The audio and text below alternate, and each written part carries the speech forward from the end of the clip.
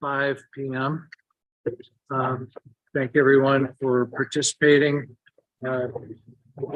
We will dive into our agenda right away.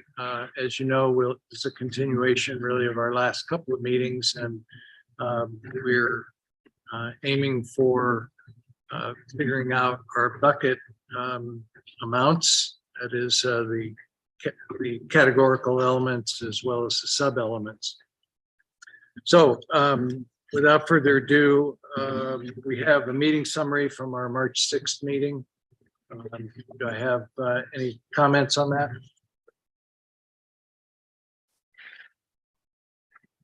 Seeing none, does someone want to make a quick motion for approval, please? I'll second. Bruce moves and Dale seconds. All those in favor, say aye. Raise Aye. your hand on Aye. aye. Aye. Abstain. All right. Any opposed? I do. Yeah, that was you, Moss. Yes. Yes. Okay. And abstentions? I heard Rachel abstain. I'll abstain. This is Patricia. Patricia abstains. Very good. All right, the motion passes. Item number 3 on our agenda is submitted public comments for the meeting. We've received none for this meeting. And as you remember, we do have a cutoff time for the receipt of those in order for us to read them or report on them for this meeting. Any that come in after that time will still be posted to our CAC website. All right, I'll introduce Paki now to give us a quick update on our RTA Next development. Thank you, Mr. Chair, and good afternoon, everyone. I don't have slides for you today. I'm just going to do a quick update. Since you last met on March 6th, I just wanted to let you know the TMC, the RTA Technical Management Committee, met on March 8th. The 3 officers were also there, so they can chime in if I missed anything. But in a nutshell, what the members did is they continued discussion on the draft name project list, and they also are discussing additional funding sources that can be brought forward. So no action at the last meeting, but they're still having that conversation. In addition, we also let them know that you as a committee are still working through the elements and that you're going to be hopefully making final funding allocations soon. And then we talked a little bit about just the reminder that RTA funds cannot be used to supplant other funding sources. And then they did a quick overview of, they had an overview of the cost estimating efforts and activities, and I'll touch on that in a minute. The other thing that I want to let you know is that the RTA board is meeting this Thursday, March 23rd. And at that meeting, we're anticipating that they'll direct staff on priorities for the development of the plan, any additional information.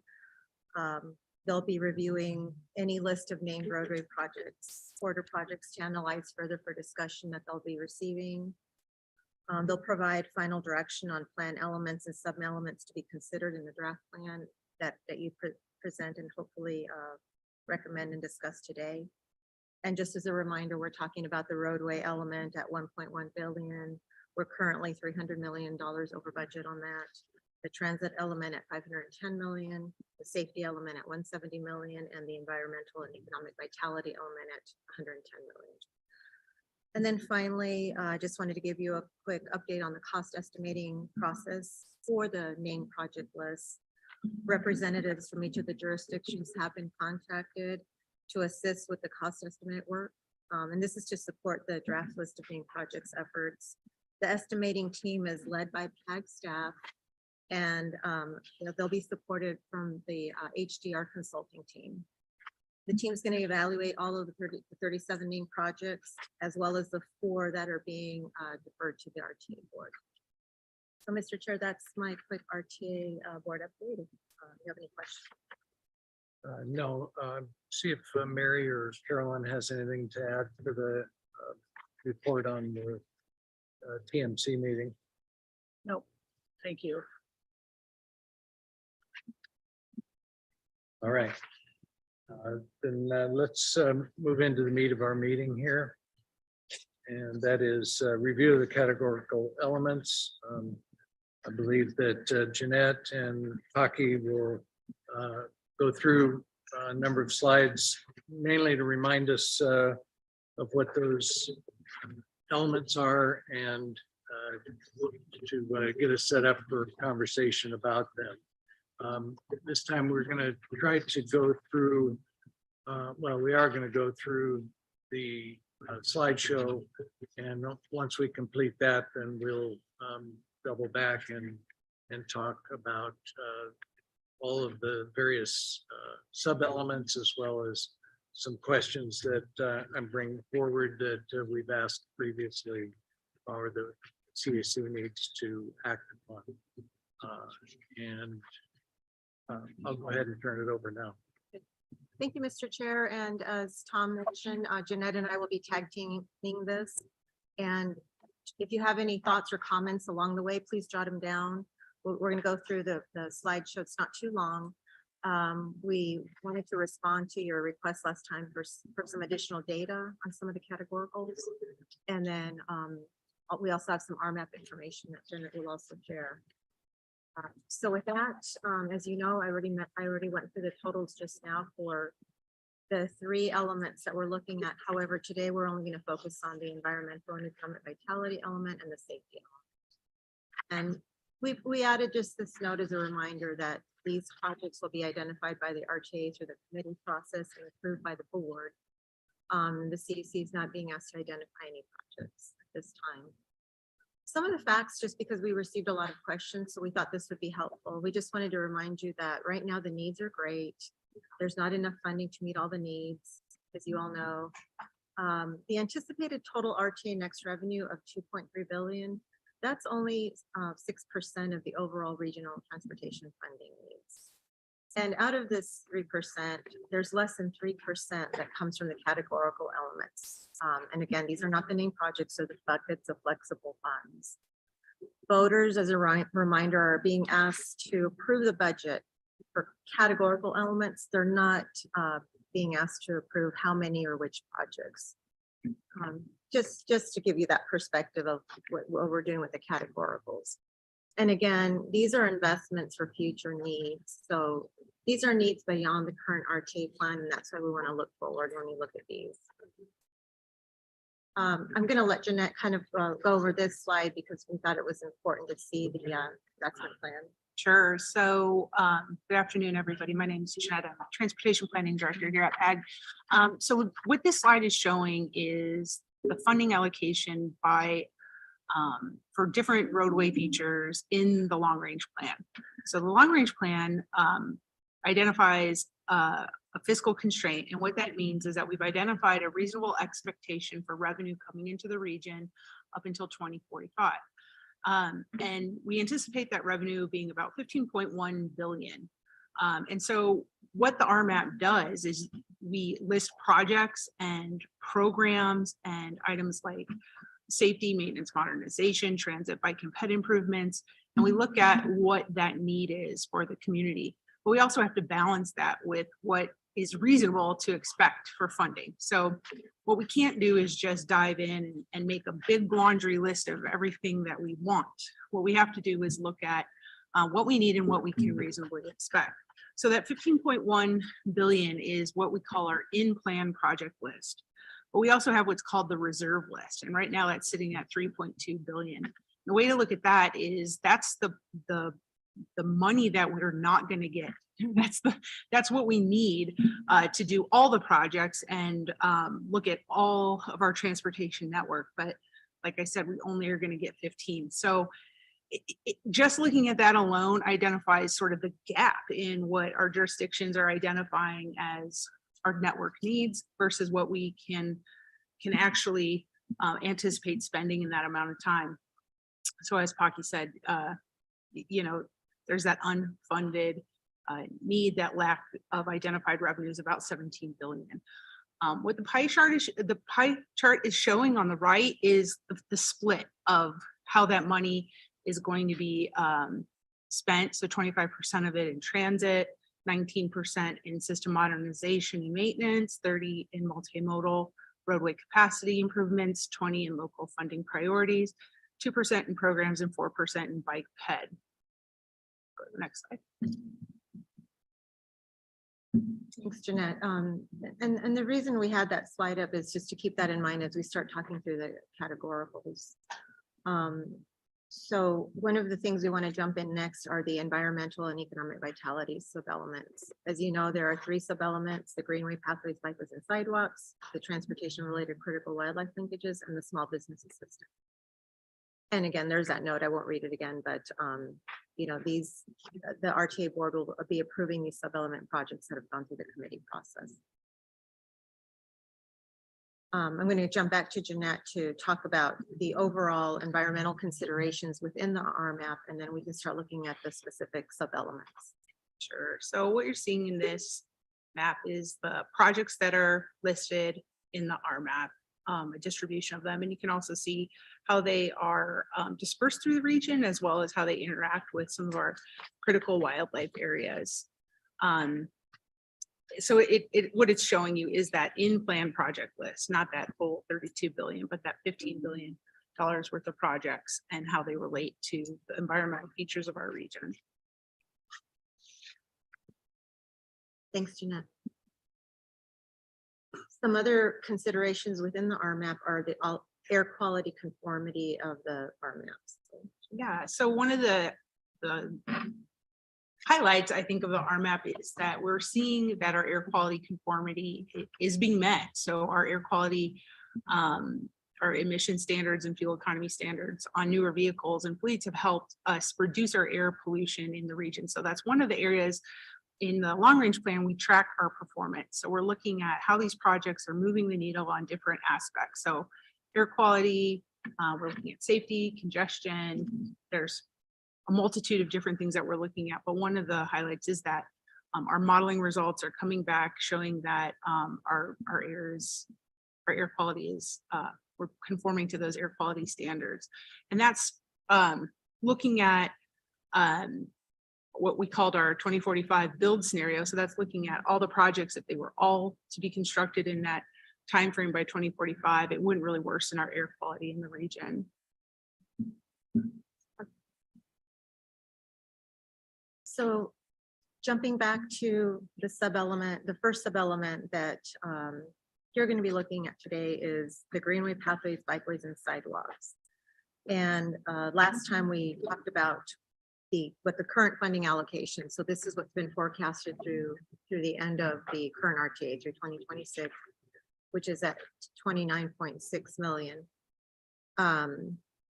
So what we're proposing is 70. And I know that we talked last week about, well, we need more stats and more information. So we went back and our staff did a lot of teamwork to talk about some of the needs within the RMAP. And again, Jeanette and I will jump in on this, but some of the things to focus on are the pedestrian facilities and sidewalk gaps, for example. That's at 334 million. Cost per mile for like a 12-foot multi-use path, that costs approximately between 500 to 750,000 per mile.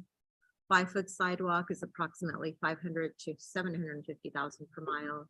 And then a 6-foot bike lane in paved shoulders, for example, is about 1 to 2 million per mile. So this just gives you an idea of why we are proposing a 70 million allocation, which is roughly about 100 miles. Jeanette, I don't know if you want to add anything. Yeah, sure. I think it's important to point out that 334 million. So that's what the RMAP is calling out in terms of what needs to be spent by 2045. So even at what we're recommending at 70 billion it's going to move the needle, but it's not the 334 that needs to be spent. One of the other things I wanted to point out too is with greenways, pathways, bike and sidewalks, you'll see those categories pop up in different places throughout the RMAP, not just as a environmental economic vitality element. Of course, they come up in safety as well. But it gives you an idea of the magnitude of the need and also the magnitude of the cost.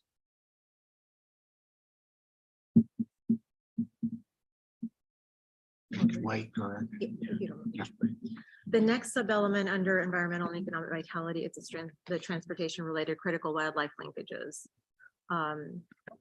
That's at about 25.6, and that's proposing a funding allocation at about 25 million. The RMAP needs include wildlife linkages at 34 million. Cost per facility as a standalone project is approximately 5 million. The cost per facility as a project element, there are 3 examples. Overcrossings can be approximately 2.5 to 7.5 million each. Undercrossings run at about 1 to 3 million each, and then fencing can be run anywhere between 500,000 to 1 million per mile. I don't know. Just a question of clarification. Last week or last meeting, that RTA next allocation proposed was 30 million and now it's 25. What changed? Well, when we went back to do the data, we were proposing a higher number for linkages based on what we had, but once we looked at the costs and, per standalone project and per project element, it seemed more reasonable to propose a 25 million. Okay, so I was right, that number did change. So some of these are different than what they were last week after you looked at the data? Yeah, some of these are slightly different. Most of them have remained the same, but some of them are different. And I did send the presentation to all of you that we presented last meeting so that you can compare. But I think maybe there's 3 or 4 sub-elements, Carolyn, that might have changed slightly. Thanks for pointing that out. And then the third sub-element under EEV, as I call it, is the small business assistance, and the current funding allocation is 10 million, and we're also proposing that it remain at 10 million. The RMAP identified 18 million in investments needs between now and 2045. And we went over this last time, but some of the stats I wanted to highlight again is that this program created over 1,600 custom designed construction business access maps, temporary A-frames, banners, and signs. It also provided over 15,000 customized consulting deliverables, liaison services to more than 10,000 businesses. And then to date, we had over 57,000 businesses logged in, that had been logged, excuse me. And then there was an average of about 1,750 email project updates that were sent per month under this resource service. So what we put together here is just a little pie chart to show this is the current funding allocation that's been forecasted through 2026, just so that you can see that as of right now, greenways, pathways, bikeways, and sidewalks have the majority of the chunk there at 46%. The wildlife linkages at 39%, and then the small business assistance at 15%. And then what staff is proposing increases the greenways, pathways, bikeways, and sidewalks to 64%. The critical wildlife linkages at 27%, and then the small business assistance to 9%. Just to give you kind of a visual of the forecasted versus the proposed. So here's the picture in numbers. Again, we're proposing 70 million for greenways, pathways, bikeways, and sidewalks, 30 for transportation related critical wildlife. Oh, and there's the 30. You're right, Carolyn. I do have that 30 on there, so I think I did something wrong. Sorry. And then the small business assistance at 10 million. And then on the right hand side is the column that shows what is currently funding allocated for that. And again, 110 million is what has been recommended for this particular element, and 65.2 is what we have forecasted. Excuse me, I've had my hand up for a while. Yeah, I know you're. Rachel, excuse me. We'll get to you. I see your name. I see you have your hand up, and we're just going to plow through these this presentation, and then we'll we'll get into the specifics and you'll be first up. Thank you. Thank you, Mr. Chair. So that was the environmental and economic vitality element that I wanted to get through. The next one that I'm going to try to plow through is a safety element. And as you know, there are 5 sub-elements in this one that we'll go through: intersection safety and capacity improvements. We did rename that to pedestrian safety improvements. Apologies, I forgot to take it off the bulletin here. Transit corridor bus pullouts, at-grade railroad safety bridge deficiencies, and then the signal technology upgrades. So in terms of the RMAP, this emphasis area was selected based on number of crashes, crash rate, historic trends, and percentages of overall crashes. So one of the statistics from the RMAP is that over 40% of all serious crashes are intersection related, which is the highest contributing factor. Jeanette, I don't know if you want to add anything. Yeah, no, I think that's really the highlights. One of the hard pills to swallow, though, is looking at our safety performance, especially in the RMAP, where we had set some pretty high goals to reduce pedestrian safety, to reduce pedestrian fatalities, to reduce bike and ped fatalities, and we're not seeing those improvements that we want to. So I think we've all read it in the newspaper. We've all seen, we've all driven by places that, we see the white bikes on the side of the roads and things like that. So it's hard to look at that number and say, well, how much do we invest in safety? Because it is really, really critical. But it's important to think about safety at intersections, which is where most of our crashes happen, at least the more serious injury crashes. Thanks, Jeanette. And I think you just touched on this a little bit with the pedestrian and bicycles. I don't know if you want to add anything more. No, I think that this is the interesting thing about the bike and ped facilities is that those investments do serve many functions, right? It helps with safety, but also environmental, and it also provides multimodal options. Also, that filling the sidewalk gaps is important, and we've seen big investments on behalf of the city for their community, but there's still quite a few gaps that remain in the system. So yeah, it's sometimes hard to look at and have that conversation about safety, but it's definitely a needle worth moving in the region for sure. So the current funding allocation for this sub-element is 66 million, and staff is proposing 70 million. And this is based on roughly 30 intersections. Region-wide intersection improvements are at about 50 million. There are about another 64 congested intersections at the level of service E or F. And then the intersection reconstruction costs are approximately between 1 and 5 million. The next one is the pedestrian safety improvements. Again, we're proposing a 20 million funding allocation, which is about 50 or so of the HOPs. And the current funding allocation is just under 14 million. RMAP has identified 56 million in safety remediation, but it does not include all of the pedestrian improvements.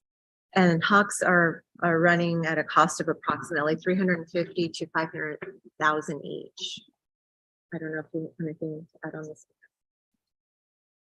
For the transit corridor pullouts, staff is proposing $10 million, and that's about roughly 20 bus pullouts. And again, the current funding allocation is 13.6 million. RMAP has identified 25 million for bus pullout needs, and then the cost per bus pullout is approximately 500,000 to 1 million for each. For at-grade railroad safety and bridge deficiencies, we're proposing $10 million, which would be about 4 to 5 more projects, and then the current funding allocation is 6.7 million. For this sub-element, the RMAP identified 75 million for the construction and the replacement of bridges. So the average cost for a new bridge is about 2.5 million. And at the moment, there's about 26 bridges that are in poor condition. And then for signalization technology, we're proposing $60 million, which would meet about 2/3 of the identified needs. The current funding allocation only provides $7 million. RMAP identified about $99 million in signalization technology. 65 of it was for arterial traffic management systems, and then 34 is for transit communications and signalization. Anything to add on this, Jen? So again, here's the little pie chart for the current funding allocation that's through 2026, and this shows that the current funding has the intersection safety and capacity improvements with the biggest chunk at 62%, pedestrian safety improvements at 13%, transit corridor bus pull-ups at 13%, and then at-grade railroad safety and signal technology both at 6%. For what we're proposing is we would want to give more to the signal technology upgrades to improve intersection traffic flow, to give it 35%, and then keep or have intersection safety and capacity improvements at about 41%. We would still maintain 6% for transit corridor bus pullouts and at-grade railroad safety bridge deficiencies, and then have about 12% for pedestrian safety improvements. Yeah. And just to compare the current funding allocation would be this, Mr. Chair. The 62 is signal or intersection? No, it's Intersection. intersection. Yeah. Okay. All right. One more time.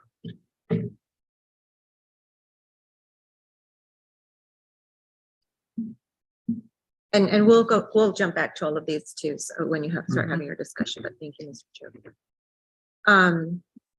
So here's the picture again in dollars. We have 170 million for this element. And the current funding allocation is 107 million. And again, we're proposing 70 for intersection, 20 for pedestrian safety, 10 for transit corridor, 10 for at-grade railroad safety, and then 60 million for the signalization. I'm gonna now hand it over to Jeanette so she can then wrap it up with some of the RMAP performance of the report update. Sure. So as I mentioned earlier, the RMAP does take a look at the projects that are listed and tries to show what the impact of those investments would be. So, you know, if we were able to accomplish everything that's listed in that document, some of the improvements would be the ones that you see on the screen here. For instance, 276 miles of roadway improvements, 360 miles of bike and ped facilities, 30 projects to rehabilitate bridges that are in poor condition, 209 miles in pavement, and so on and so forth. I won't read them all to you, but what you can see from this slide is that the needs are great and the needs are varied. And the goal is to have an impact on all of these as much as we can. The RTA and the RTA Next do move the needle, but they don't cover everything that we need as a region.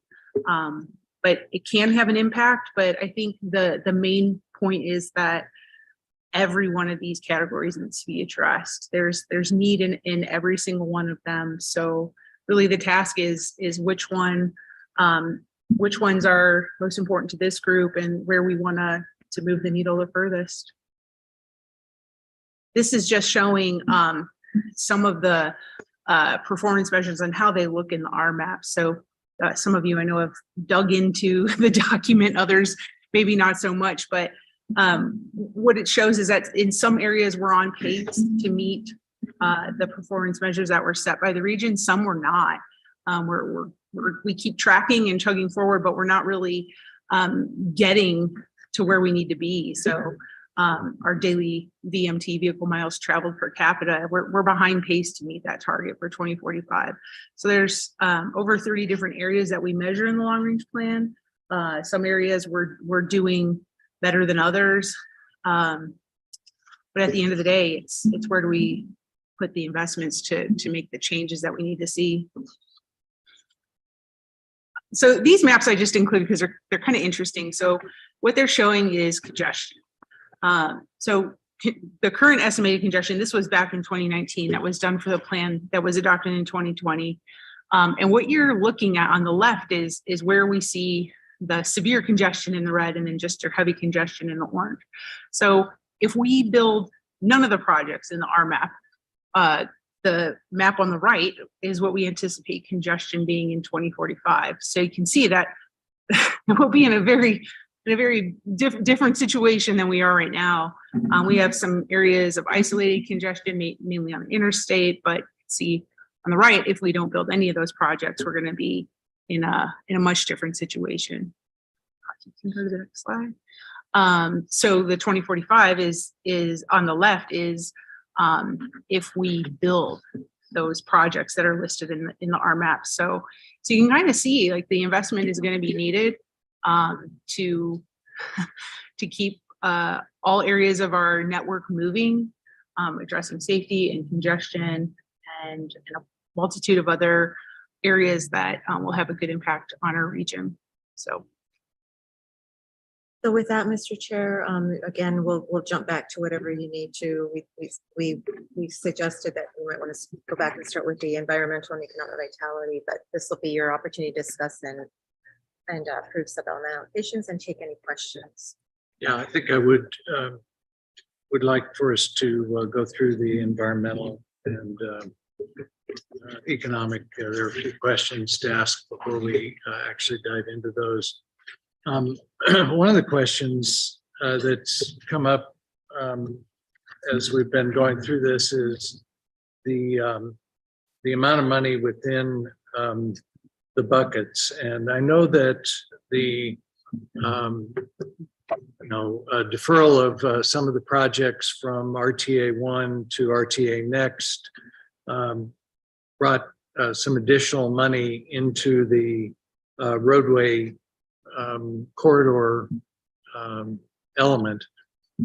But the question is, did all of that money then essentially come from transit safety and environmental and economic vitality? What exactly was the process? And maybe Farhad, you could help us with this to understand, because the percentages will be significantly different in some cases from RTA 1, and that's essentially where the board was telling us that we should be going, was more or less into the percentages that RTA 1 had been set for. Sure, I'll be happy to, Mr. Chair. So as you recall, the direction from the board back in June and then later on in October was to defer 4 projects from the current RTA plan. Those 4 projects are all from the roadway element. And as we go through the cost estimating, we'll have an updated cost estimation. Most of them are proposing scope changes. Therefore, we don't have the exact cost at this point, but we're anticipating, based on the direction from the board, that the board will have all those 4 projects in the first 5-year period of RTA Next, and the funding will essentially come off the top from the projected revenue for RTA Next. Projected revenue for RTA Next is roughly $2.34 billion. So if you subtract, and at this point we're estimating about $230 million. If you subtract that $230 million for those 4 projects off the top, that's where you get back to how much revenue is available for the new RTA plan, and the breakdown is made after you take that 230 off the top. Carolyn. Farhad, I wanted, I've talked a little bit about this in the past because it was trying to get what the disconnect with me was when we're talking about the current funding allocation and what the board, as you recall, the board said we want the buckets like we had them in 2006. They worked pretty well. 2006, and those were based on a percentage. And the other part that the board was clear about was that we're dealing with $2.3 billion. And last time, the 2006 was $2.1 billion. And I'm assuming those totals, because I didn't hear it, didn't come from the board. This is coming from staff that you want us to consider approving in the elements and the sub-elements. So I finally figured it out this weekend, listened to the board meeting again, and talked to a couple of board members. And Tom and I just talked to Mayor Honey, who made the motion. And so what I did this weekend was look at the 58% for the roadways at the last time.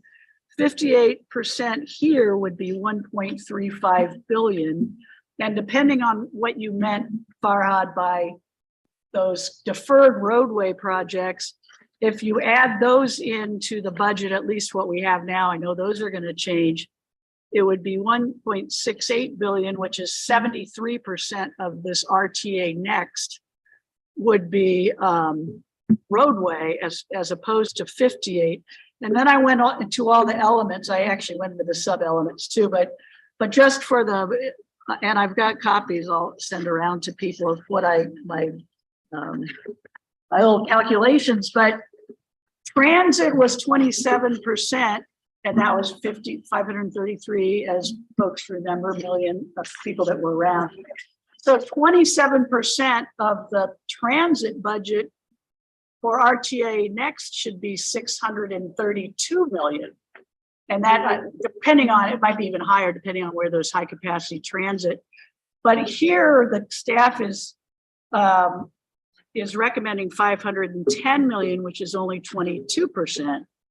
The same, it works. Some of them are higher for per staff recommendation, like the signal technology. And I think one of them turned out about the same, but for the most part, they're a lot lower than the bucket percentages that would match 2006, because obviously we have more money, hopefully, but we're looking at the conservative, that's what they said, the conservative estimate of $2.3 billion.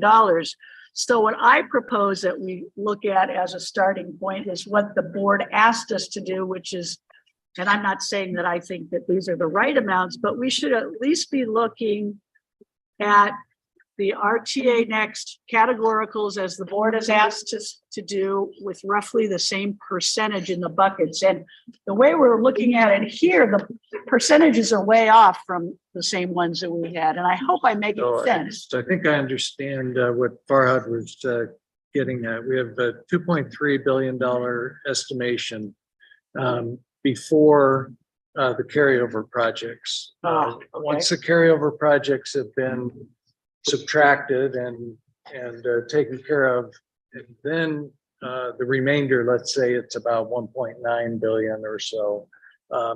Then if you take percentages from the 1.9 billion that's available, perhaps that comes closer to the original percentages.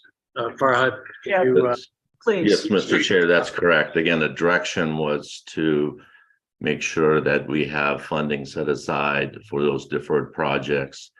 And as part of that same motion, then 1.2 billion for the roadway element. So if you do the math, that's exactly as you described, Mr. Chair. You match those percentages once you take the 230 off the top.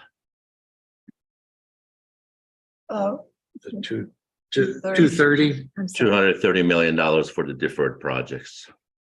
But that's not fair. Okay, we need to hold on for just a minute. Our YouTube connection is apparently having to be reset. We'll resume the meeting and comments as soon as it's back.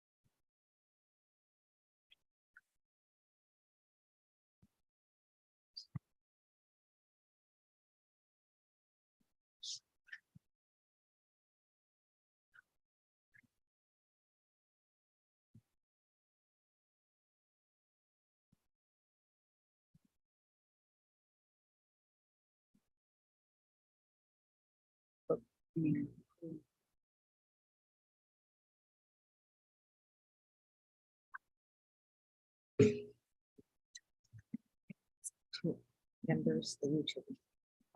Yeah. Oh, we're back on. Okay. All right, I've just been informed that the YouTube connection is back and up. So let's continue. Farhad, you were trying to walk us through this process of. Yeah, sure. So again, if you're just purely looking at comparing the percentages, the projected revenue is 2.3 billion. And if you subtract what's required for the deferred projects, the actual revenue to use for that purpose is 2.1 billion. And then the board also at their meeting set aside 1.12 billion for new roadway named projects. So that really leaves $990 million left for other elements. And that's 510 plus 170 plus 110, which is the 590. Okay, just a quick calculation says that 58%, which is what the roadway element was last time, would bring back about 533 million, or would give about a 53% return, down from 58%. So a little less roadway if you don't include the couple $100 million of carryover projects, and transit at 510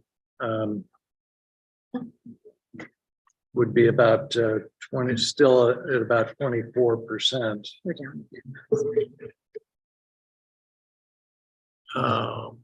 Okay, bad news, again, the YouTube connection has failed. We want the public to be able to listen to our deliberations, so we're going to pause yet again.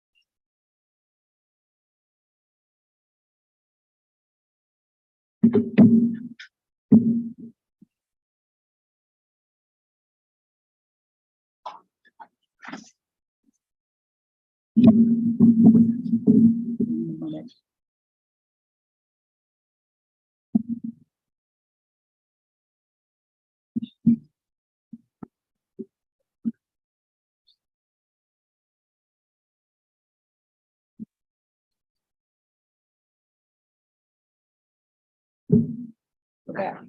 The YouTube's back on. Okay, Okay, where were we? we're up again. Sorry, Farhad. Yes, sir.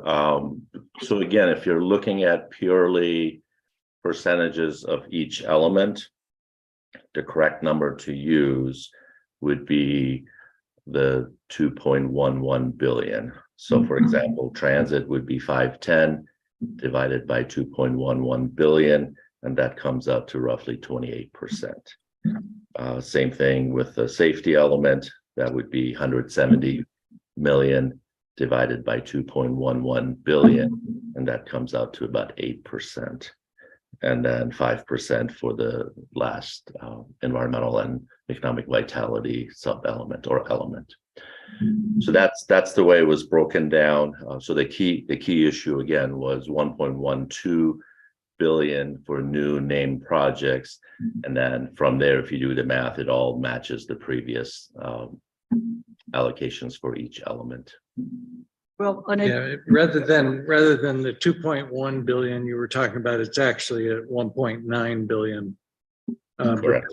That's what these proposed by staff would come out to. Correct. And again, so the key here was to take off the top what you need for the deferred projects. So it's about 400 million for those 4 projects. Is that right? We're estimating 230 at this point, but as I mentioned earlier, as we go through the cost estimating process, that may change. Okay.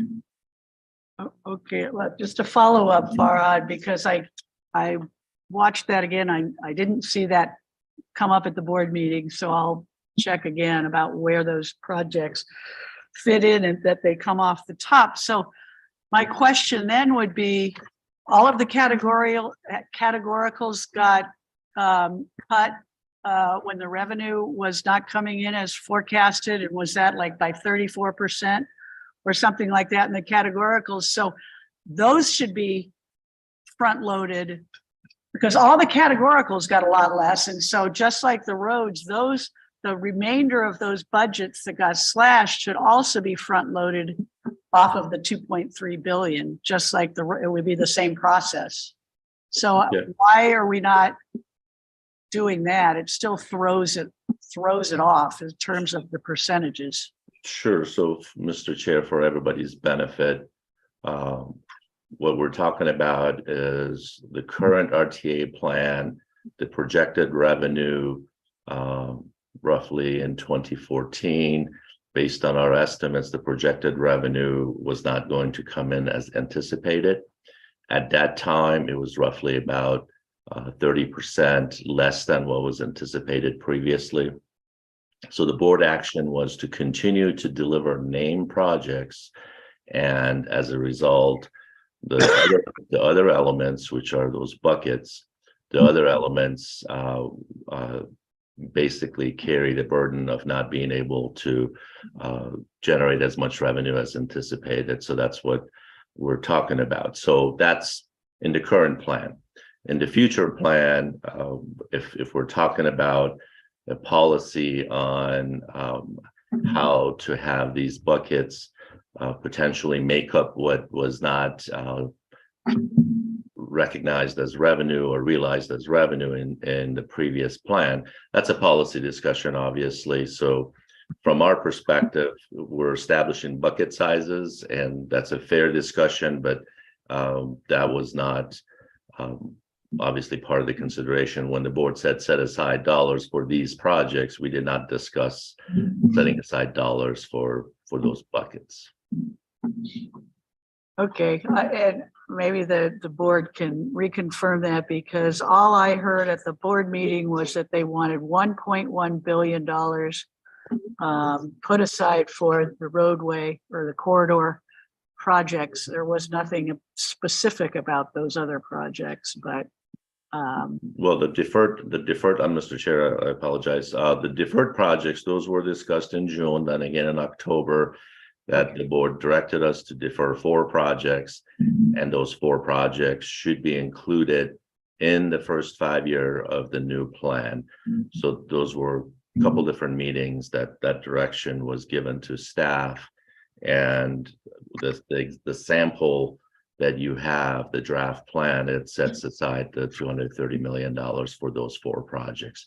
Again, for your purposes, that's being subtracted from the 2.34 billion. And then if you do the math, it all falls in place if you take that off the top. Yeah, it does. We understand now. Thank you. And we'll circle back to this conversation as time goes on. But I want to start with the environmental and economic vitality element. Mr. Chair, please. Some of us have had our hands up for a I very was long just setting time. it up for you, Rachel. Wow. You messed up my great introduction. Our first comment will come from Rachel. Thank you. And no, I don't want to circle back to what Mr. Mogimi just said. I want to point out that there has been some fundamental dishonesty here. We here at the CAC have heard Mr. Mogimi say that all of the projects from RTA 1 were delivered. And we brought up that there were four projects that were being deferred. And he used some kind of roundabout language to tell us that no, they weren't being deferred. This has also been the same with the city of Tucson. The city council of Tucson has asked over and over again, what the heck is going on with the four projects? Are you deferring those into RTA next? And Mr. Mogimi has repeatedly said, no, we're not deferring those projects into RTA next. We have to do a citizen input thing about the First Avenue project, for example. And now we find out that the money for those four projects is being taken off the top of RTA next. And we only found that out because Carolyn sat down and did all the math. Instead of Mr. Mogimi being forthright about what was going on. And you can claim that this was discussed at RTA board meetings, but it was certainly not directly addressed. This is just outrageous. First of all, the dishonesty. Second of all, the idea that the RTA Next, the projects that are being deferred to RTA Next should come off the top and not be part of the roadway element. What that has the effect of doing is using the bad RTA 1 that failed to complete its goals and carrying that through to RTA Next so that transit elements, environment elements, safety all get compromised. Even though we have said over and over again that safety is a priority. I'm speechless, Mr. Mogimi. I'm speechless. All right. Thank you, Rachel. We understand. Dale. Well, this is not the question I was thinking about earlier, but looking at these numbers, and I know the staff is saying here, we're talking about roadway of 1.68 billion. And I have a question, how did we get to 1.68 billion if we're going to, as I had understood, we were going to have to eventually cut back to 1.1 billion plus the 230 million. That gets much closer to the 135 billion than the 1.68 billion. I don't understand how we got to 1.68 unless we're including in that staff recommendation the 1.4 billion that we have recommended that I understood we were still going to have to cut. Mr. Chair, the information you're looking at was not provided to you from staff. Yeah. So we sent about a month ago the draft framework for all of you, and those are the numbers that we're using at the moment. The 1.4 billion is what will be moving For forward. Yeah, roadways. that's what shows the 300 million Okay. overage. So that, please look at your draft framework that shows kind of the ballot, and that also shows the four projects So deferred. I had understood though that the board wanted us to limit it to 1.1 and we still had to meet that goal. We don't have to meet that goal now? The board said after those deferred projects are taken care of, use the same percentages that were for the remainder of the 2.3 billion, which is in terms of this exercise, $1.9 billion left. The board didn't say that. Keep saying 230 million, but the amount that's being that all this is based off is apparently 1.9 billion. Okay, so regardless of where it is, at 1.9 billion, the percentages match RTA 1, and that was a starting point. And that's what Carolyn was talking about, that the board had discussed, is that it was good enough for RTA 1. Let's use it again for RTA 2 as a starting point. And so if you look at those percentages, 1.12 billion is 58% of 1.9 billion remaining. Rachel's point of, that it should have come out of the roadway element is contrary to what the board's direction was though. And so that's The board never that's said, kind no, of the the board thing never, that, never said we- that. say again. The board never said that. When this directive from Mayor Honey was to look at the divisions, the allocations for RTA 1 and use that as a jumping off point, there was nothing in the discussion about the deferred projects being lopped off the top.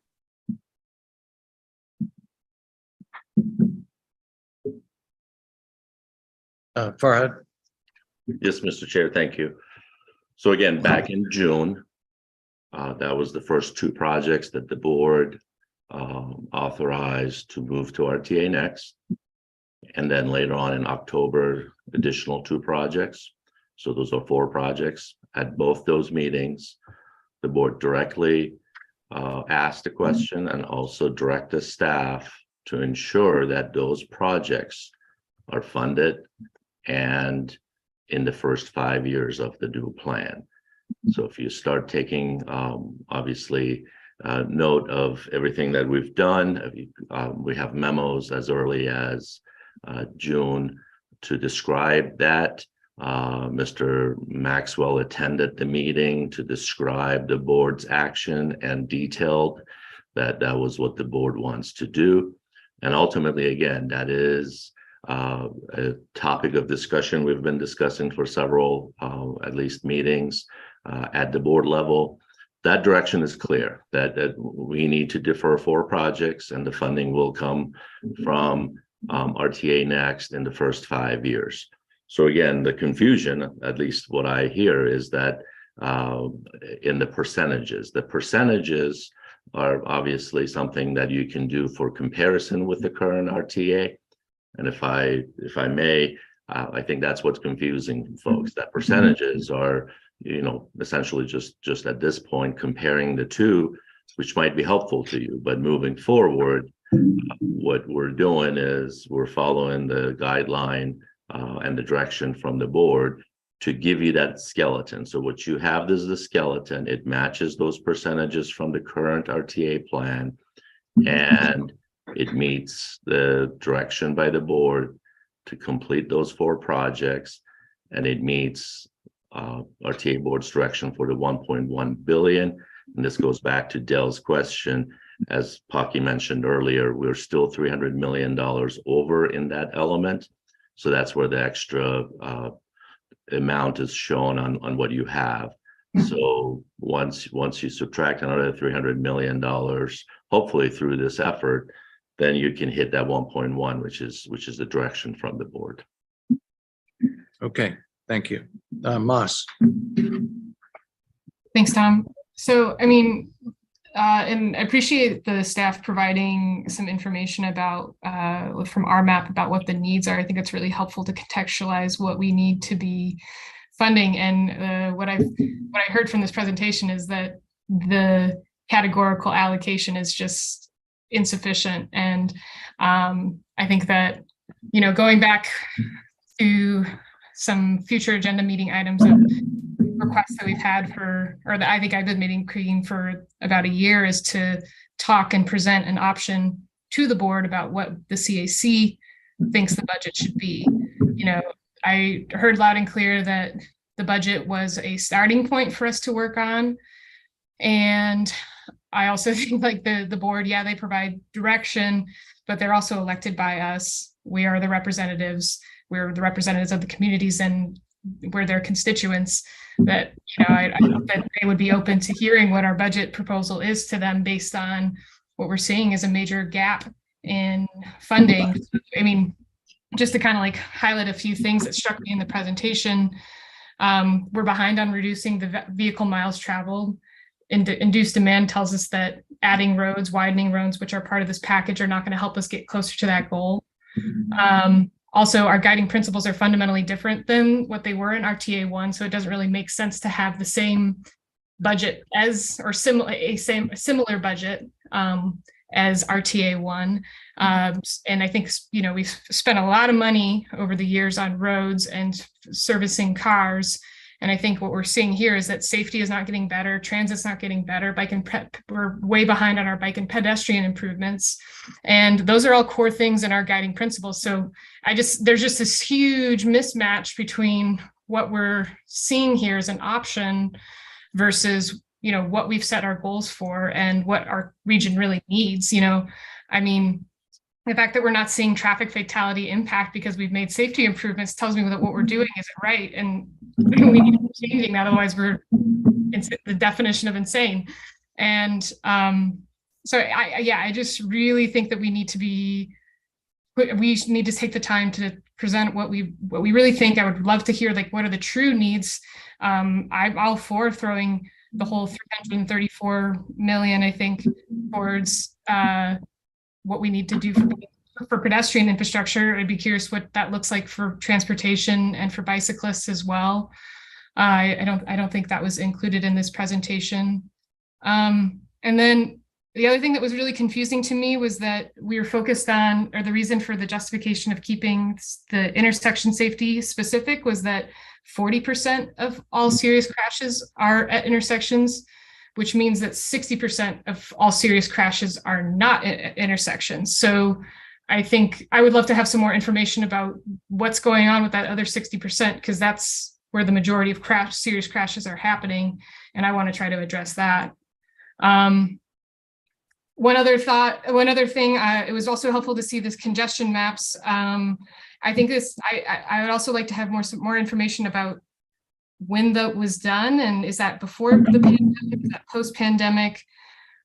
Because Move Tucson did a similar analysis in 2021, I believe, and found that if they didn't widen any roads or just left everything as is in 2025, 58% of the network within the city, which is the majority of what we were shown on that map, but the 58% of the network capacity will be underutilized during peak travel time. So we're not going to have a crisis of congestion if we don't expand our streets and increase our intersection widths and such like that. So I'm just curious to hear.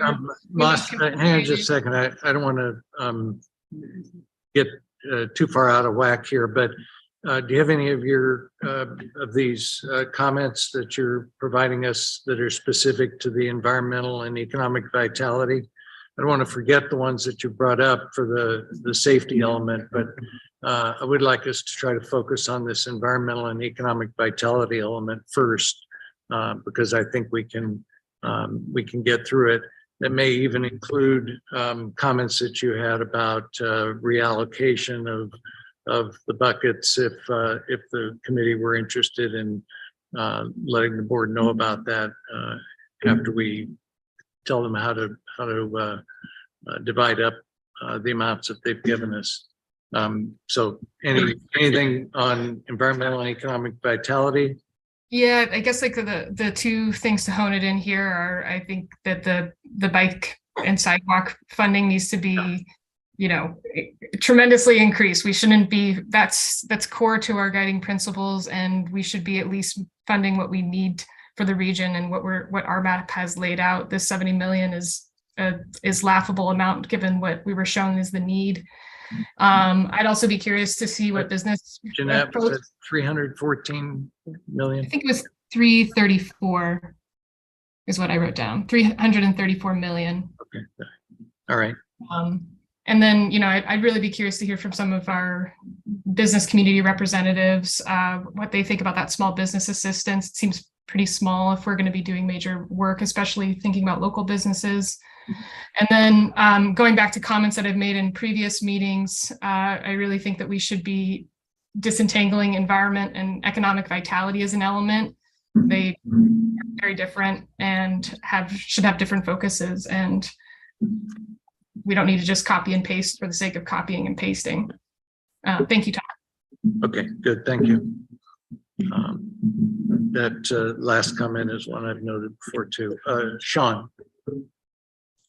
Thank you, Mr. Chair, and thank you too as well, staff, for all the information. I know it's very hard work that you guys put together to show this information to us so we can disseminate what's going on. But one comment I just have is what is going on with the infrastructure of funds? I know I asked this question at the beginning as to did any of the cities or the county apply for the infrastructure of funds that the government has allocated in the past to help alleviate some of this cost?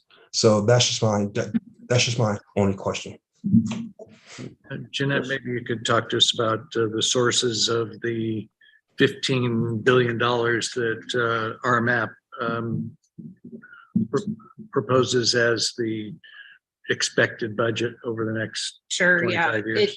It's a mixture of pretty much all sources of money. So we do include an anticipation of federal grants. And we have seen the city be very successful in the recent past on getting some of those infrastructure grants. So yeah, we're looking at everything from FTA transit funding to our HERF funding, local funding contributions, and we did assume a continuation of the RTA sales tax as a regional source. Okay, and I don't know if there are any representatives either of jurisdictions or from PAG who can give us just an overview of the process that or the progress perhaps of making applications. I know that some of the rules have not even been established yet for making applications for some of these grants. But my understanding is that there are a number of them already being applied for. Farhad, do you? Yes, Mr. Chair, if I may. So yes, excellent discussion. We do anticipate federal grants throughout the life of the RMAP in terms of roughly how much. I would say even if we're optimistic, it's typically we may be successful every 4 or 5 years in the range of maybe $100 million of grants. So put that in perspective, potentially over the life of the long range plan, $400 to $500 million of grants are potentially anticipated. But it really depends on federal laws. Those federal laws change every 4 or 5 years. Sometimes they're changed, probably 5 or 6 years. And during that time frame, we can make adjustments, and we make adjustments. The most recent federal bill that passed gave us a little bit more hope that there is going to be more federal funds. And so that's all built into that $15 billion that Jeanette was talking about earlier. So there is an assumption made that we will bring additional federal dollars to the table, but that's already factored into that $15 billion. The $17 billion is the side that we know there is a need and there's not enough funding. And I don't see any future federal bills that would completely meet all those needs. So we typically do not rely on those grants as a for sure thing. It's definitely a competitive process. And as Jeanette mentioned earlier, the region has been more successful recently, and we hope to be successful moving forward. But those are smaller grants typically. So for example, recently the city and the county and a couple other municipalities are applying for earmark grants, but those are smaller grants as well. So they don't quite add up to what we anticipate to meet those needs. Anywhere under $5 million is typically those smaller grant applications for earmarks. I hope that answers the question, but again, it is part of that 15 billion assumption. Yes, it does. Thank you very much. And one more question is with the impact fee. I know that some communities do use it and some don't. With that also too, I know it's not a lot, but it's at least something to help alleviate the cost as well too. Just the cost, just seeing what's going on in my neighborhood with development going on, but it's kind of like the cart before the horse is going on right now. And so until it's done, then you have an issue of, well, now we have to expand these roads out, but we don't have the actual funds to actually do it because the actual development already came in and done their part. But what are we doing to say, hey, if you're making changes here, we need to have additional funds come in that you can bring in, because once they do their business, they're gone. So I'm just trying to see what ways we can help improve our mission to make sure that we are being a very adequate community to our voters and just to us. Sure, Mr. Chair, if I may. So if you look at that sample plan that we send out, the draft that we send out, there's a column that identifies how much non-RTA dollars can be brought to the table to deliver projects. So far, we've heard from Pima County as well as ADOT. So those dollar amounts are going to be filled in as we go through the development process. And some of those funding sources are impact fees, especially the ones that Pima County offered recently. Those are impact fees, and different communities have different policies on impact fees. Some of the smaller towns do not have impact fees. So you're going to see a mix of communities that are able to bring impact fees to the table, and some may not be able to do it because they don't have those as part of the routine opportunities for funding. So you'll get that information throughout this process. Again, please take a look at the example, and that kind of tells you that's the column we're trying to fill out as you just described. Okay, thank you. Thank you. Thanks, Sean. Joanne. Thank you, Mr. Chair. Based on the slide that we are currently viewing, my question is maybe for Farhad or maybe for you, are there any areas that you feel that we were not specifically listened to, and that you feel that these numbers are not in the proper alignment? Mr. Chair, if I understand the question correctly, and please, Joanne, let me know if that's not what you meant. So again, going back to needs, we recognize that the needs are great. And if we're looking at our current RTA plan, we recognize that the revenues didn't come in and we weren't able to completely use the bucket. So moving forward, we hope that these revenues are going to be more realistic. As the revenues were established this time around, there are assumptions made into the revenue projection with downturns in the economy. So the projection is a lot more conservative. So that's on the revenue side. On the expenditure side, we truly believe that all these projects that have been completed, and that's the right-hand column, they've all had very significant benefits, and we've heard a lot of good positive feedback. The only one that we've talked about before was probably with the small business assistance program, that early on there was definitely some misunderstanding of the goals and objectives of that program, especially with the streetcar. We had a few false starts that there were assumptions made that this program would be able to fund certain things, but because it was a federalized project, there were federal rules that apply, and we weren't able to do some of the things that we felt we were able to do with that funding source.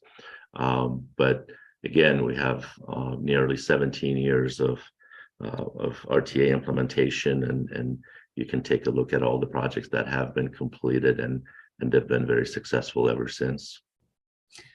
Mr. Chair, if I may say to Farhad, thank you very much. And yes, that was what I was looking for as far as my question. Thank you.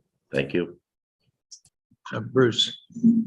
Thanks, Mr. Chair. I know you want to stay focused on this, but you went through a lot of material leading up to this. So I just have two sort of quick, an observation and a question. The first question was at our last meeting, we asked if the Technical Management Committee would take a look at the Country Club Airport project and maybe give us their thoughts back. I don't know if any of that's been done or if we can expect that to be coming back to the committee at some point. Yeah, and I did attend their meeting and asked specifically for feedback from them about that. This, to my knowledge, it hasn't come in. I haven't seen any specific comment from them about it. Second is an observation, just looking at Jeanette's laying out of what the need versus the available funds. And to put this into context, at the current half-cent tax, the RTA next would provide 6.2% against that $37 billion need. That's a very small amount. Even if we doubled the tax, it'd only be about 12.5%. So it is really sobering to see what those needs are and what we're arguing about. I have two sort of observations with respect to this. The first one was, we've talked a lot about technology and even potentially a bucket of money that could be used to anticipate new technology needs. The dollars, the $70 million that are listed here, say technology related to intersection signalization. Is any of that $70 million money that could be addressed to broader issues such as technology throughout the system? Or is it specifically directed to just intersection signalization? That's my first question. Yeah, there were several, I think 4 different kind of areas within that sub-element. And I think, I can speak to it, Mr. Chair. yeah. Yeah, Go so ahead. the numbers that you saw on the slide that mentioned intersection technology and then transit technology, those were just the 2 that popped right out of the RMAP. So what we're not saying is that the 60 million that we're proposing here would go just to those 2. They could go for technology across the network.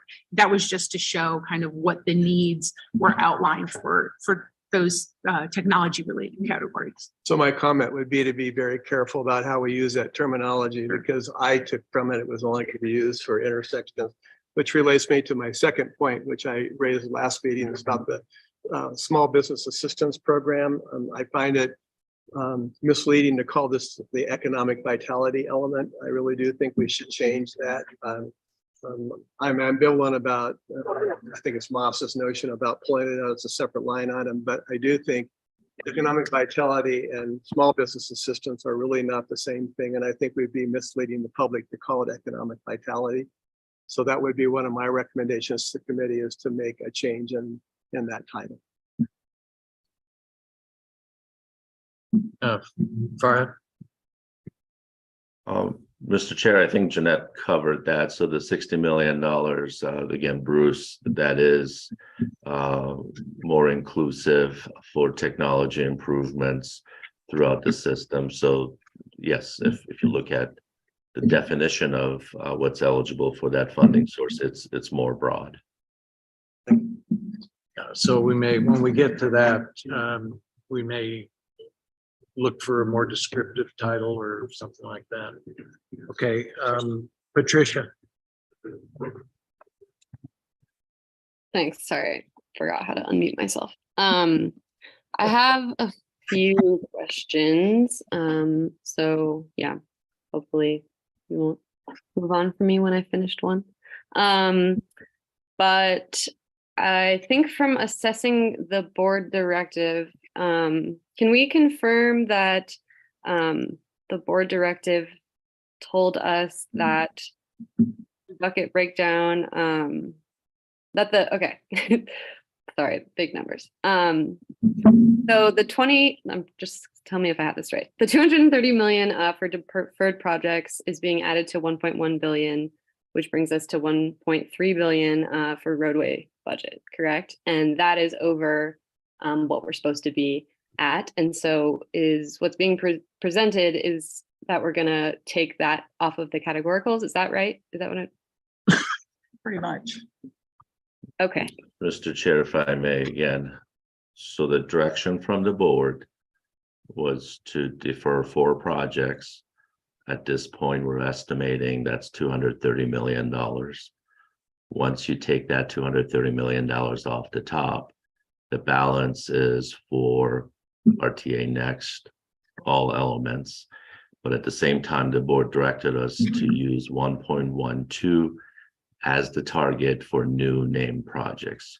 So if you do the math, subtract $230 million, subtract 1.12 billion, and you get to what's remaining for the remaining elements. Okay. Yeah.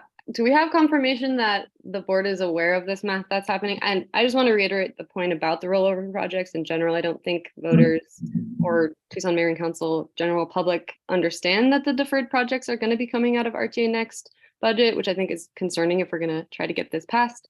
So that's just one question that I'm not quite following. So, Mr. Chair, yes, it is confirmed. It is the board's direction. We have memos that we submitted and CAC members were copied as early as last June.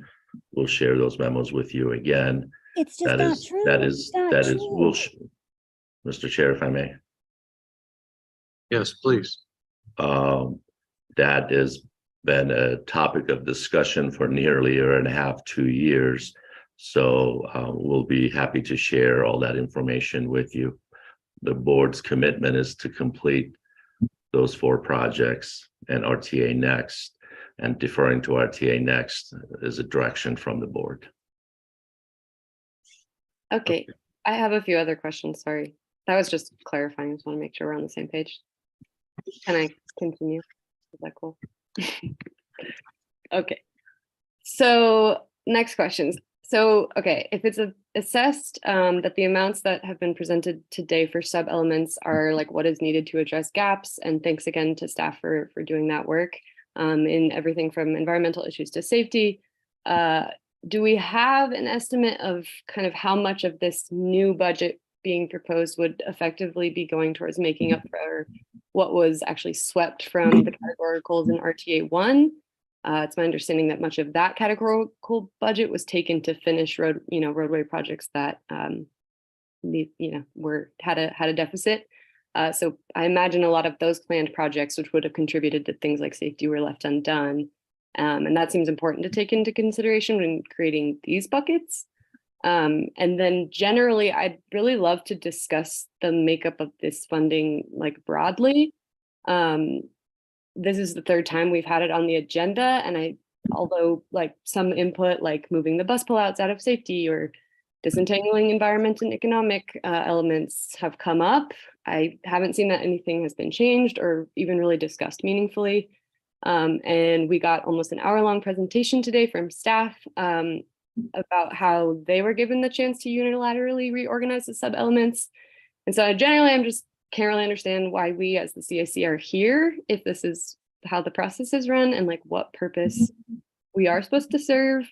Yeah, I'm just a little confused about the process generally, as well as my previous question about the categorical elements being swept and maybe needing to be made up or accounted for in these buckets.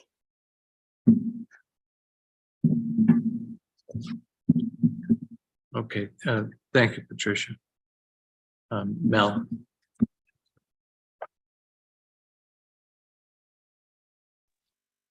Thank you.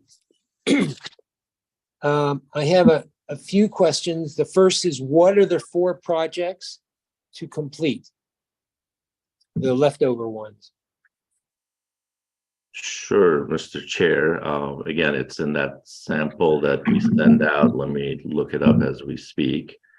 It's First Avenue from Orange Grove to Ina Road, Houghton Road from Broadway to Tanque Verde, Silver Bell Road from Camino del Cerro to Ina Road, and the last one is 22nd Street from I-10 to Keno Parkway.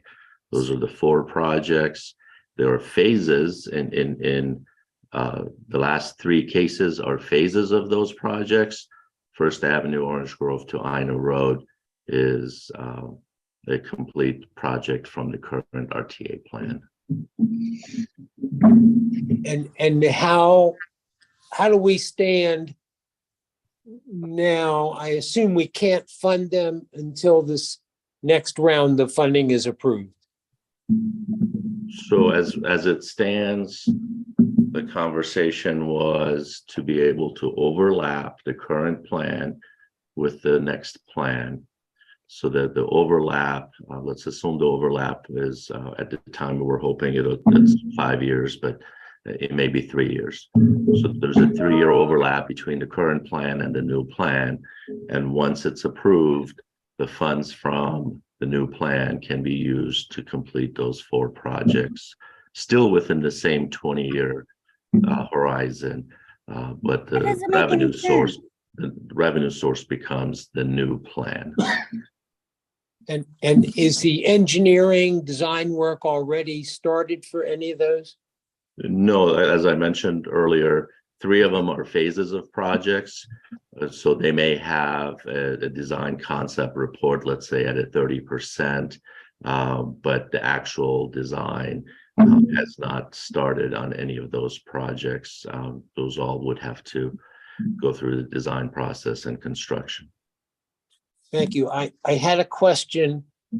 The first group of projects, as I recall, as I wrote down, was environmental, and the second one was safety. Is that correct?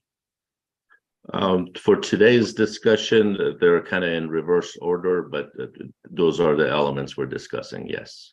And then within the environmental, there's a pedestrian line, and in safety, there's a pedestrian line.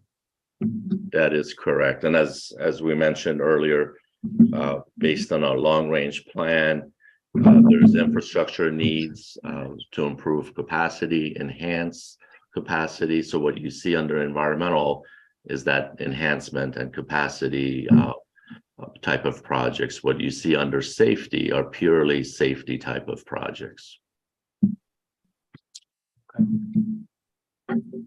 And finally, for the small business assistance, I would appreciate having a survey of the people that they have served rather than just numbers, since we apparently have pretty good contact with them. And I don't think it'd be difficult. I'd like to know what they think we did well and what they would like improvement on. Since that's to me, that's a lot of money. Yeah, Mr. Chair, if I may, Britt can add to that, but we do have surveys from everyone that's been involved, and I believe he kind of gave you a summary of that last time, and we can ask him to do that again. We can do it in writing. We'll send you an email with that information, and if there's any recent surveys, we can share that with you as well. Thank you. Dale. Thank you. Okay. Now I want to say this up front. The breakdowns that we have here of the projects, I support. Okay. I may not support the size of the buckets, and I think the size of the buckets are defined by the board. And so I think we need to say, as far as I'm concerned, I'm willing to accept what the staff has proposed here. What I would like to do is object to the board, as some people would, that maybe the buckets need to be bigger. The other thing I would like to say is that I have taken, if we take 1.12 billion for roadway projects, 230 million for the suspended projects that are from the RTA, the original RTA, and we add the 790 million we're dealing with here, we get to 2.14 billion. The 790. 790. The staff proposed amounts, I think, are 790 million. That's what the RTA. So Mr. The RTA board. Chair, Yeah. Mr. Chair, if So, I may. and you add those, if you add the 1.12 billion for projects that we're programming, the 230 million for the projects that are being carried over, and the 790 million, which is broken down into 510 million and between the 4 categories, my math comes up to 2.14 billion, not 2.3 billion. Mr. Chair, if I may. Yeah. There is a additional line item in that sample plan that I provided recently. Hopefully you have a copy of that. The board obviously has the option to bond for some of these projects. So we are setting aside $100 million for debt service and being able to bond to deliver projects. And then there's another $100 million that was included in the roadway element for contingency, because the board has talked about having a contingency for projects to address future cost escalation. So that's where the other $200 million is. So please do take a look at that sample we send out.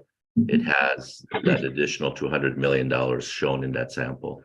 Now that you say that, Barad, I remember seeing that, and I hadn't forgotten it. So, Thank you. the other question I have is regarding the 15.1 billion expenditure. And I'm getting kind of technical here, so if I don't say this right, correct me. The 15.1 billion is the total available transportation funds for the region during the period, including grants, et cetera, et cetera. What I wanted to kind of make a point of, what I'm concerned about here is kind of misleading, is that just the regionally programmable money, or is that the total funds received by all government entities that are part of PAG? So, and what I'm really, and I think that the number is a little misleading to people, because a chunk of that money, if it includes all the revenues to, like the city of Tucson, I'll use the city of Tucson as an example.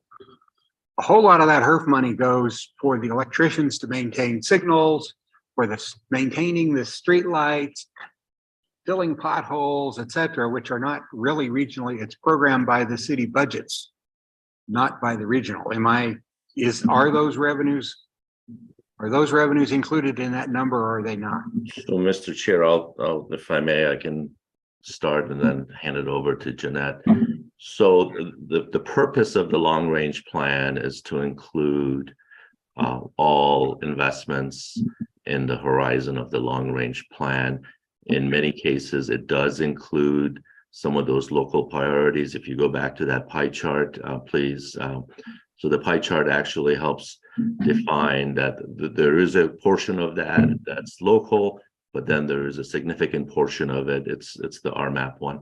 There's a significant portion of it that's regional. So it doesn't really split between local and regional to the degree that you're describing, but this is a good kind of a representation that roughly 20% of it would be those local priorities. The rest of them would be defined as regional. Jeanette, do you want to add anything to that? No, that covers it. Thank you. That's exactly what I was asking, Farhad, and what I wanted to make sure is that everybody understands when they're talking about that $15 billion, it's not all immediately available to do the kind of things that we're here to do.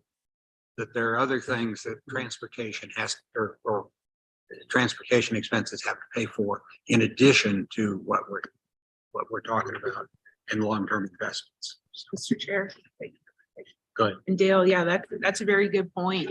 It really includes all of those things, and it also shows that, you know, we do have so many different funding sources, but the purpose of RTA funding is to have the real flexible dollars. So, you know, this is including, for instance, I think the easiest one to recognize is your RTA your FTA, Federal Transit Authority dollars are very limited to what you can spend those dollars on. Whereas our RTA funds they're flexible, that our regional money is flexible. So it's not tied down or restricted in any way. So it's really why we're here, because those funds are so flexible and great for meeting these local priorities. Bruce. Yeah, I'd like to make a request that we put together in a single document a list of this scheduled items, so we aren't having to carry them in our heads. So we start with the board's directives, what is 2.3 billion, subtracting out the money set aside for bonding, for contingency, for named projects, and so on, in each of the categories that they, and then I think we ought, as a second column, show where we are based on the staff recommendation. And then I would create a third column where we can fill in what we're doing, because it is really hard to keep all this in our heads And we keep hearing more and more information about how this is laid out. I'm finding it difficult to sort of handle it all together. So it doesn't seem to me that be that difficult to put that together. So tell me what it is that you want to see that will help you with the proposed allocations for each of the sub elements. I didn't quite follow. So first how- of all, let's how start they would from the go. top. Is my understanding that $2.3 billion will be generated from RTA next at a half-cent tax. Right. Then there's 100 million taken off the top. Or had just told us for bonding. There's another amount of money being taken off for contingency for Right. roadway project. Then there is amount of money that's being allocated for main roadway project, which is what, 1.1 billion. Yeah, so that, well, okay. And for the deferred projects. Right. Then there's the deferred project. Yeah, so That's that another leaves, line item. that leaves 790 million. I'm just saying that this all needs to be done. And then we have what the board has said, we have the bucket of money we can use for the categoricals. The next column would be to take those and lay them out in terms of what staff has recommended. We also know that we're over in terms of the named projects. But lay that out so that we can see it. And then it seems to me, you know, the third schedule might be where we are in terms of what we're trying to lay out on the table in each of these areas. Yeah, and we're trying to not have to have that in our heads by looking at these in big chunks, looking at the specific amounts that the board has allocated for each of those elements, so that we can then use that number to see about how to sub-allocate, if you will, to each of the sub-elements. I agree with the task. Okay. We've just spent an hour trying to clarify Yeah, all these yeah. different amounts by category. Yeah, I think a summary of it will help. And So, we've Mr. received that in multiple times, but perhaps not in the format that you're talking about. Mr. Chair, if I may. All right. The document that was attached to the memo that we send out, that's exactly what Bruce is describing. I just sent it over to Crystal. Hopefully we can pull that up and I can walk you through that document again. The purpose of that document was obviously to make sure everybody can kind of see the full picture.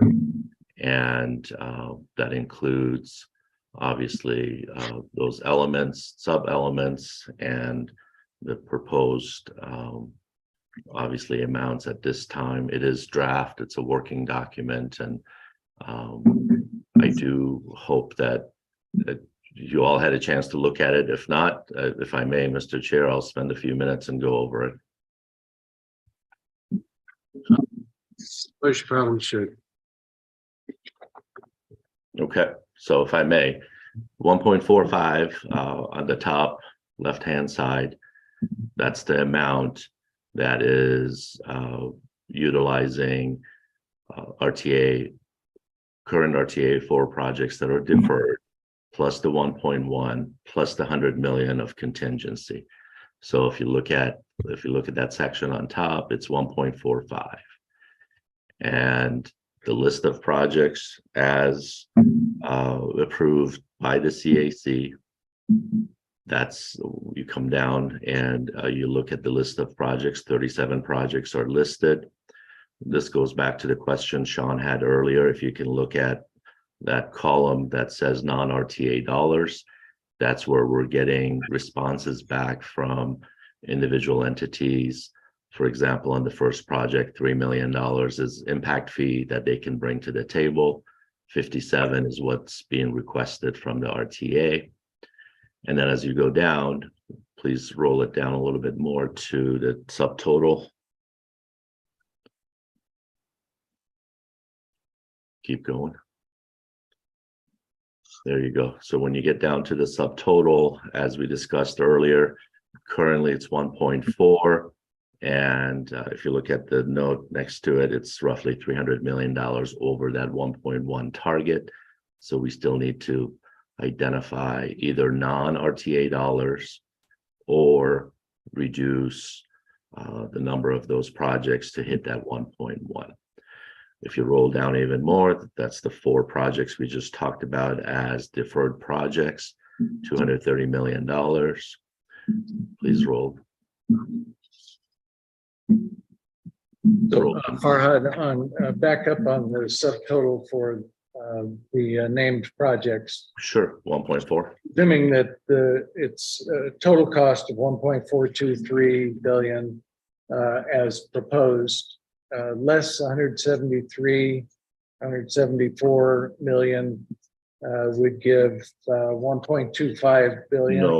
No, Mr. Chair, that's on top of it. So 1.7 plus 1.4 would deliver those 37 projects. Okay.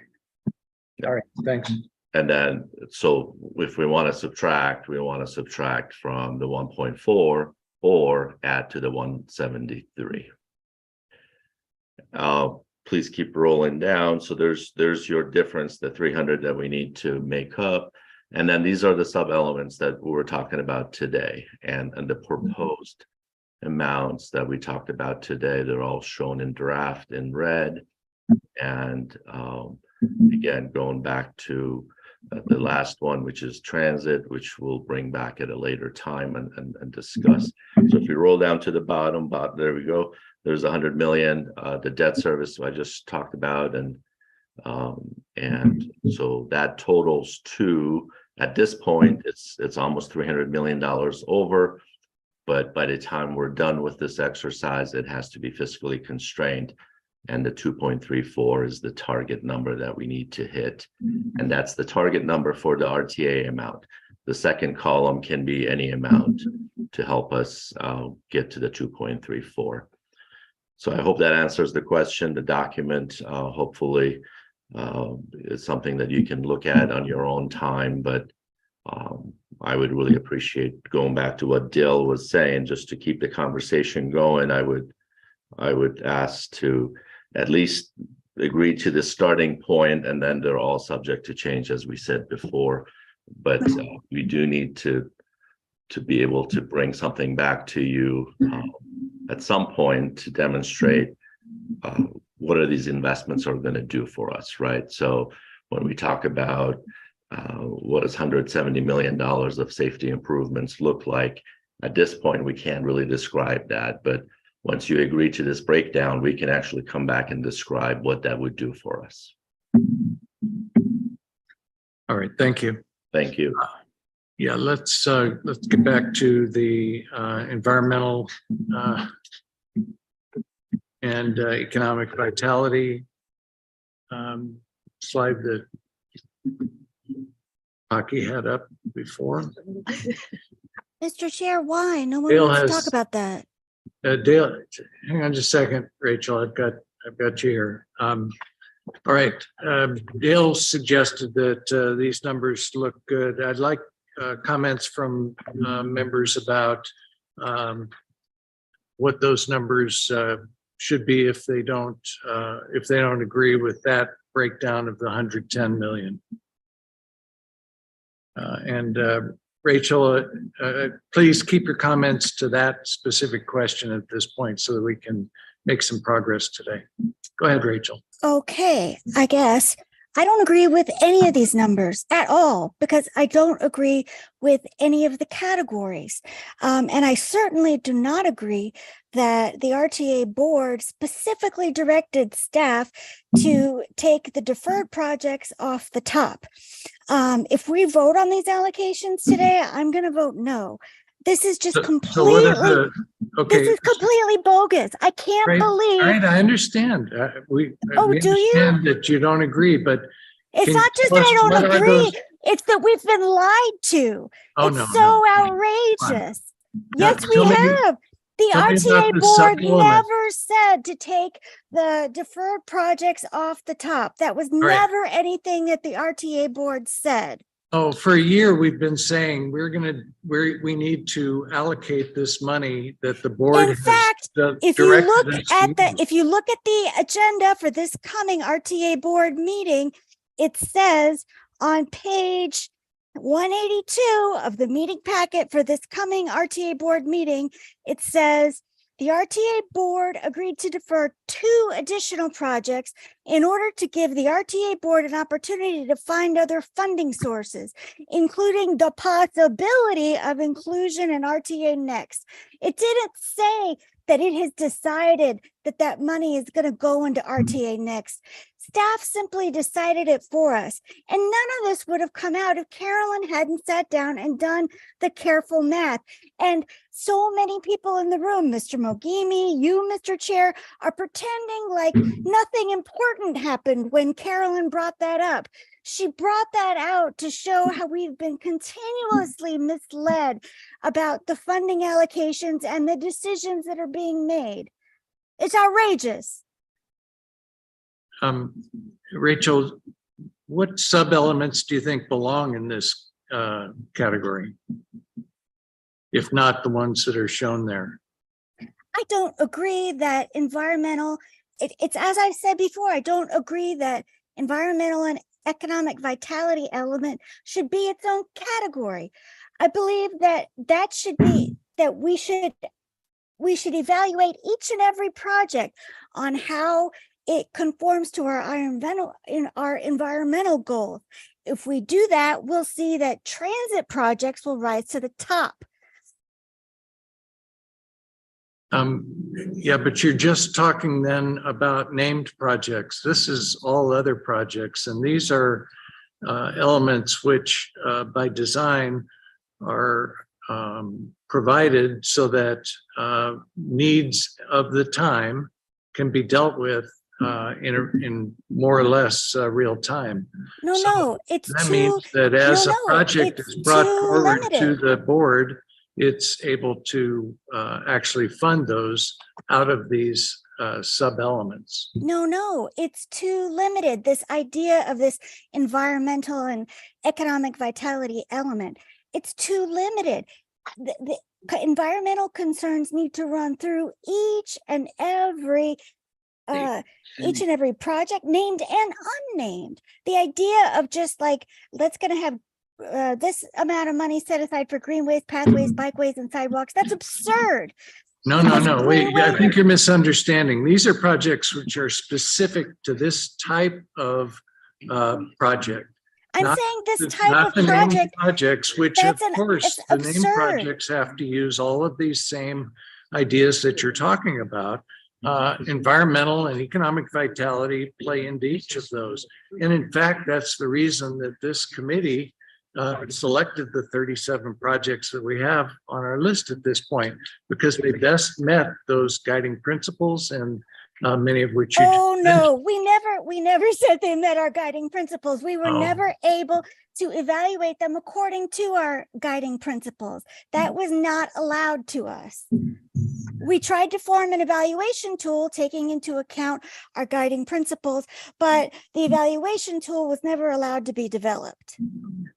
Okay, let's see about some comments. To bring up what Patricia said, why are we even going through this exercise if everything we say is just ignored by staff and pretend like we've agreed to things that we haven't agreed on? What is the purpose of the CAC? All right, thank you. Mel.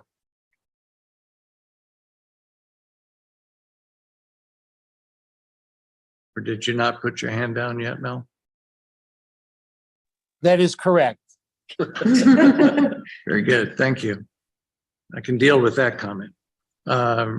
Moss.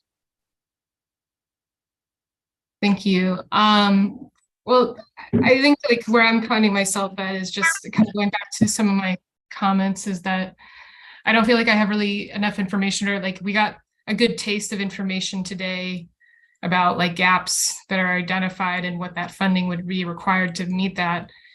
And I really want to see that as a holistic, as a figure that's presented for all different components. I also think we need to be adding like green infrastructure to, if we separate economic and environmental vitality, which I think should be done. And I think Bruce made a great point about small business assistance and economic vitality not being the same thing. I second that concern.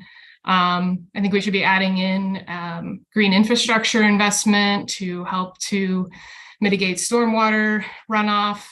In our map, it is one of those, it is pointed out and it would be, is in alignment to have that type of investment through RTA Next. And if anybody has questions, including staff, I'm happy to point you to where that goal is. I already emailed about it because there was some confusion when I first brought this up. I think we should be also looking at, you know, other things that are going to help to reduce greenhouse gas emissions from roads, and whether that's VMT strategies to actually meet the goals that have been put out. And I'd be curious if staff have specific ideas for how to reduce vehicle mile traveled for our region, and that ways to improve the air quality, because all that reads to me as environmental, which would fit perfectly into that category in addition to the green infrastructure. Yeah, but I mean, like going back to where I started off, like if I could make a similar request to what Bruce was asking for our next meeting, like for one, I would think it would be really helpful to have these presentations in the meeting packet that we're going to be seeing, so that we have time to digest some of the information, present questions, and then we don't have to spend quite as much time just like walking through each of the slides, and just so we're not also put on the spot in this moment of like, what do you want to add? You know, so including future presentations in meeting packets.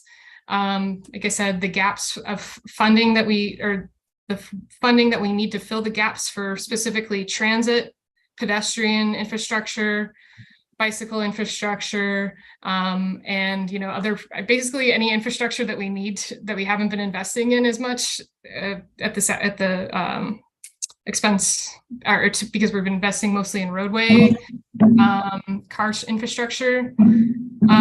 I'd also like to get clarity on the Tucson no build estimate versus what PAG presented today and why they look so different, because I think that will be very informative. And then I also want to have more information about the number, about 60% of serious crashes occurring elsewhere, that not at intersections. I just like think we're missing such key information to be able to make decisions at this point. And I'm hoping staff can bring those back. Okay. And fundamentally, I just don't feel prepared, given, like, I don't agree with $1.1 billion going to roadway projects. And I think there's stuff that's missing from that. I don't know where the BRT project went. I'm missing it someplace. And BRT projects are being reviewed by the transit subcommittee, and we'll hear back from them once they've done that. Right. So, I mean, but it was originally a roadway project. And so I'm just trying to like figure out where everything's going. And we don't have the Suntran, you know, report for transit. So it's just like, kind of like, how can we even talk about what these funding amounts are for economic and environmental vitality if we don't even know what we're presenting potentially to getting it presented from the transit subcommittee? We're operating in this really linear path that is marching us and getting us to stamp something, is how it feels to me. And not given all the information and having that space to say, well, do we want 70% of the budget to go to public transit? And do we want, 20% to go to environment and all these different things? And, what does that look like? But the way we're being presented this information and being kind of forced down this one path, like, right, it goes back to all the emails I've sent over the past year. It's like, we need to be talking about the budget first. Has anybody who's a project manager here started a project without doing a bottoms up budget? Like, and we should have say in that. And it's not this directive from the board, right? We have ownership in this. We are the users. We vote them in. If they don't do what we say, we vote them out. Like, and I think there's an imbalance of power that's happening here. And I really just hoping next. I'm sorry to interrupt, but we can do all those things that you talked about. But the questions that we have that we are committed to answer begin with how we would structure these elements. If it means we would create new elements, okay. If it means that we would put new titles and perhaps add more points, say a green infrastructure sub-element or something else. Those are the questions that I want to try to get to. We've got to be able to answer those questions. Those are basic questions. We certainly are going to, at some point, say, okay, $110 million, this is where it would go, and it's half of what we need. It's a third of what should be allocated, and that money should all come from roads.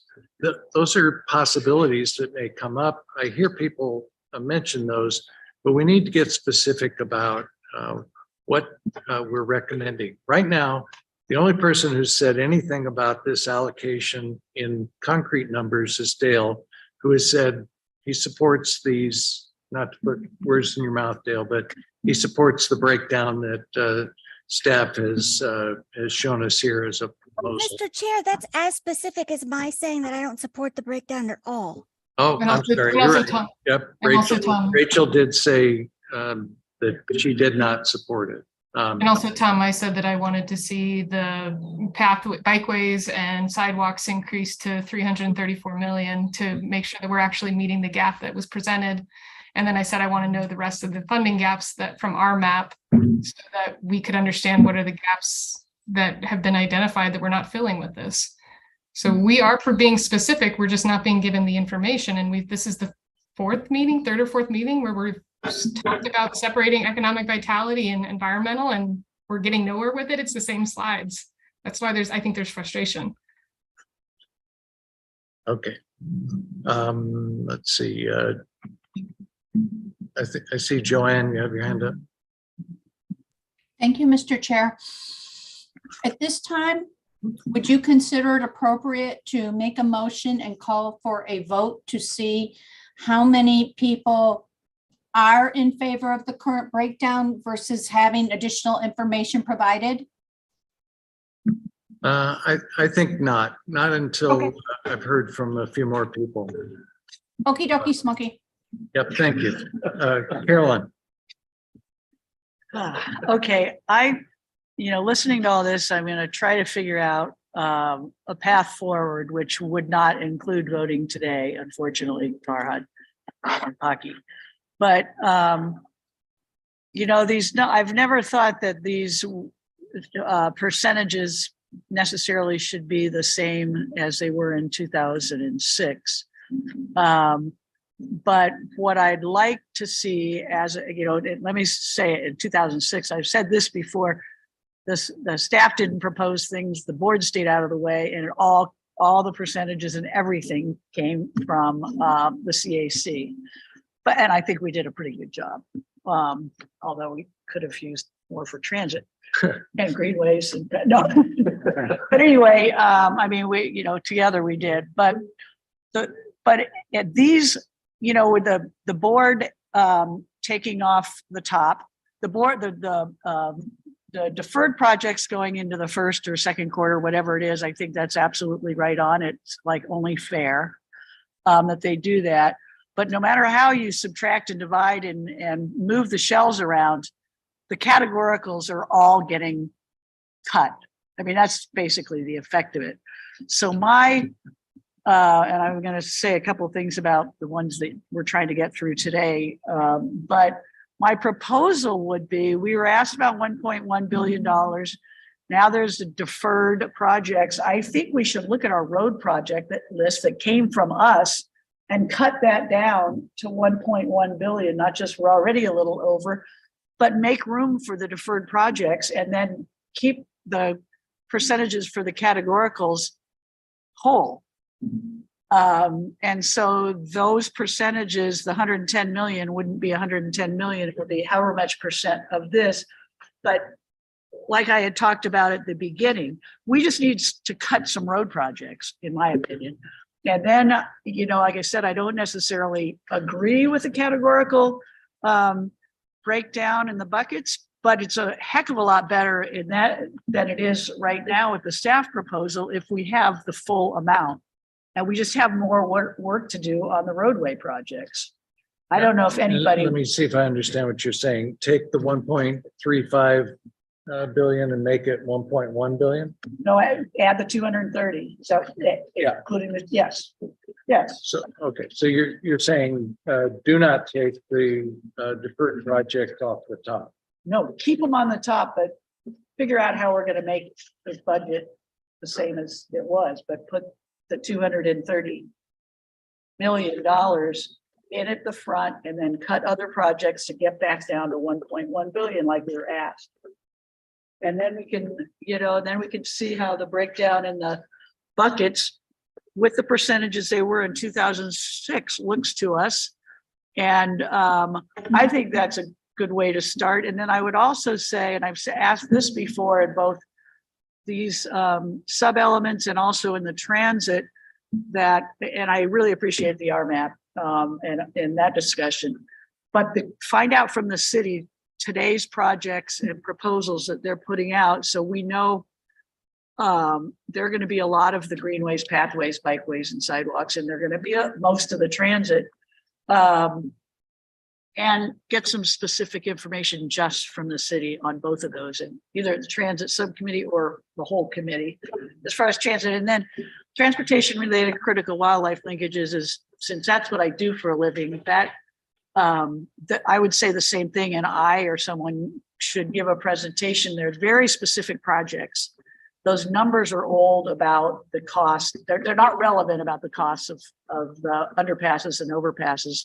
We have real projects right now that are going to need more small business assistance.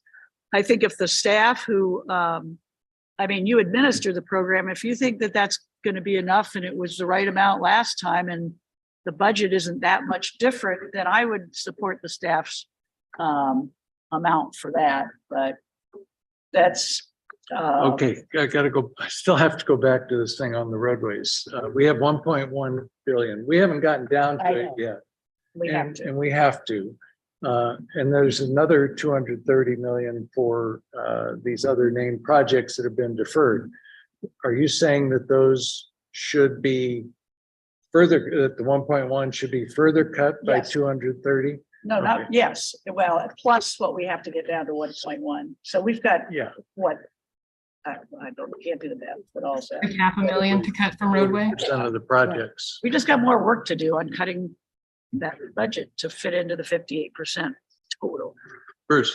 Yeah, I really support what Carolyn was doing, and she's gotten better at what I was trying to do about this schedule. We have to start at the top. The board has said to us, the 4 projects are going to be included, so we start for the top there.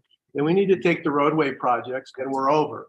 We can't make judgments about this until we've solved that problem. Well, we're not really over. Well, sure, we don't. We just have a draft that has not gotten to 1.1 yet. We know what the number is, though.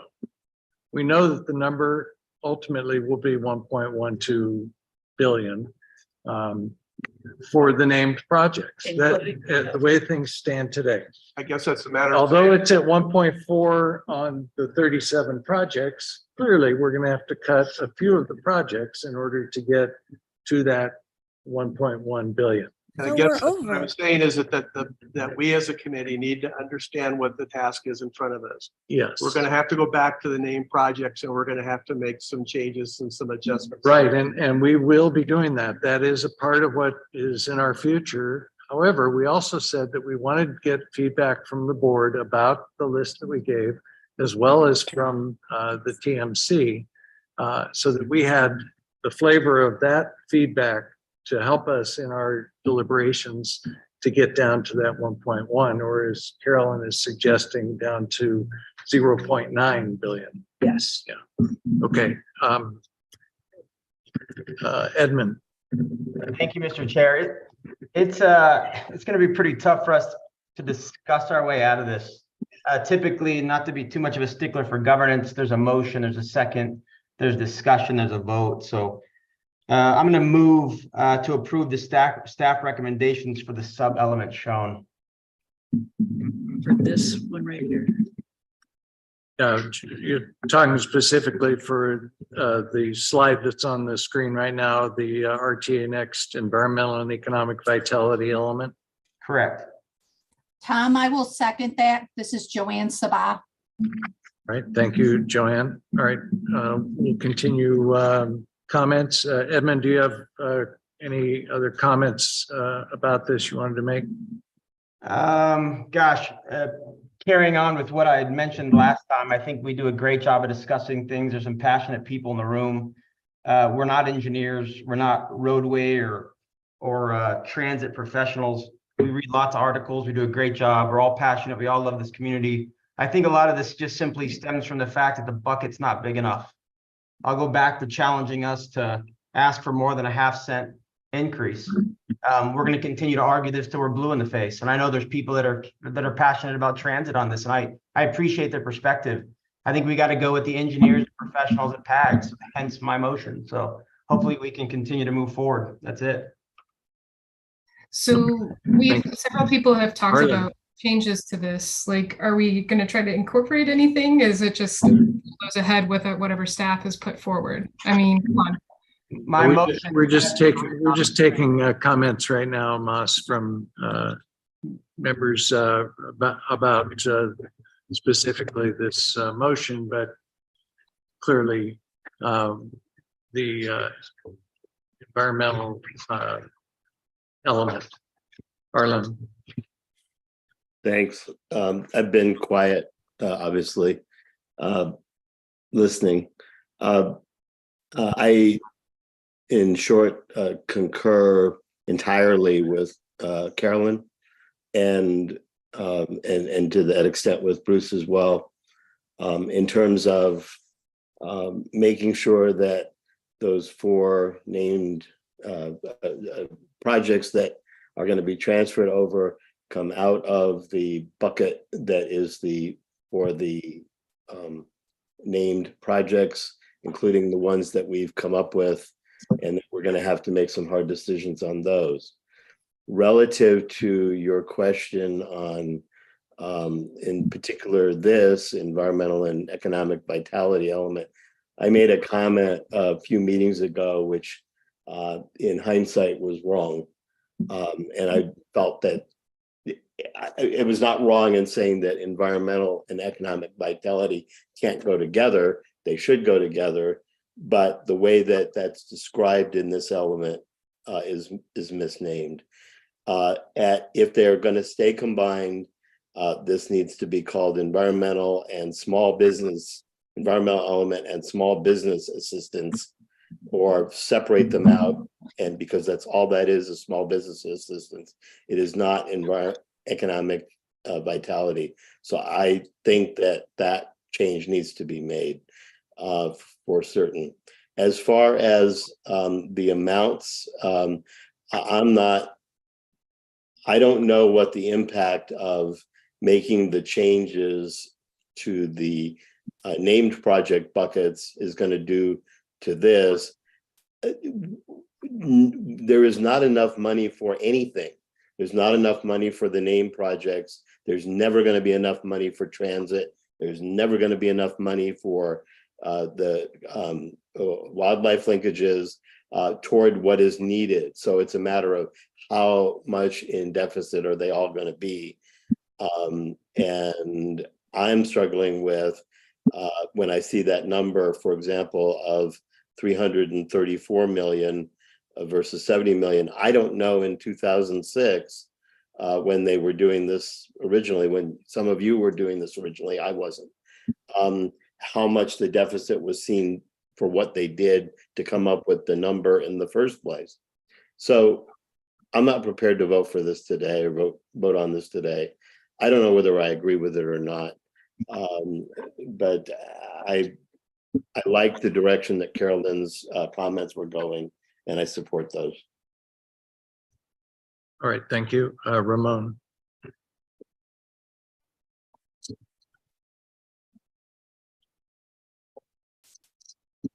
Maybe muted, Ramon. You are muted. He's unmuted. There you go. You appear to be unmuted, but also Can't hear you. can't hear you. Now you're muted.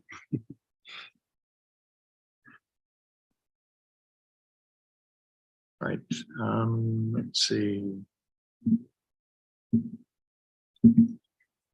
Yeah, Arlen, your hand's still up. Let's see, Rachel.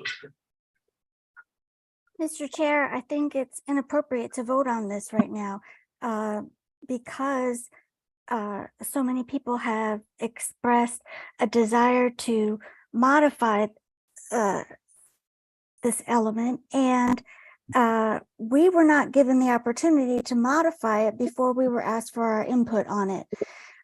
It's after 5. We've had 2 hours of discussion on this already. I think you should use your prerogative to not allow a vote on this yet, because I think it would be wrong to vote on this. Okay, thank you. We have a comment from Moss. Thank you. I am also just very concerned that if we vote on this, we will never get to a chance to revisit it. And I think that there's been a trend with that. I know we're on trying to work towards a self-imposed timeline by the board that's going to get us to July. There's flexibility in that. We don't need to rush and make bad decisions that we don't feel like we have time to revisit.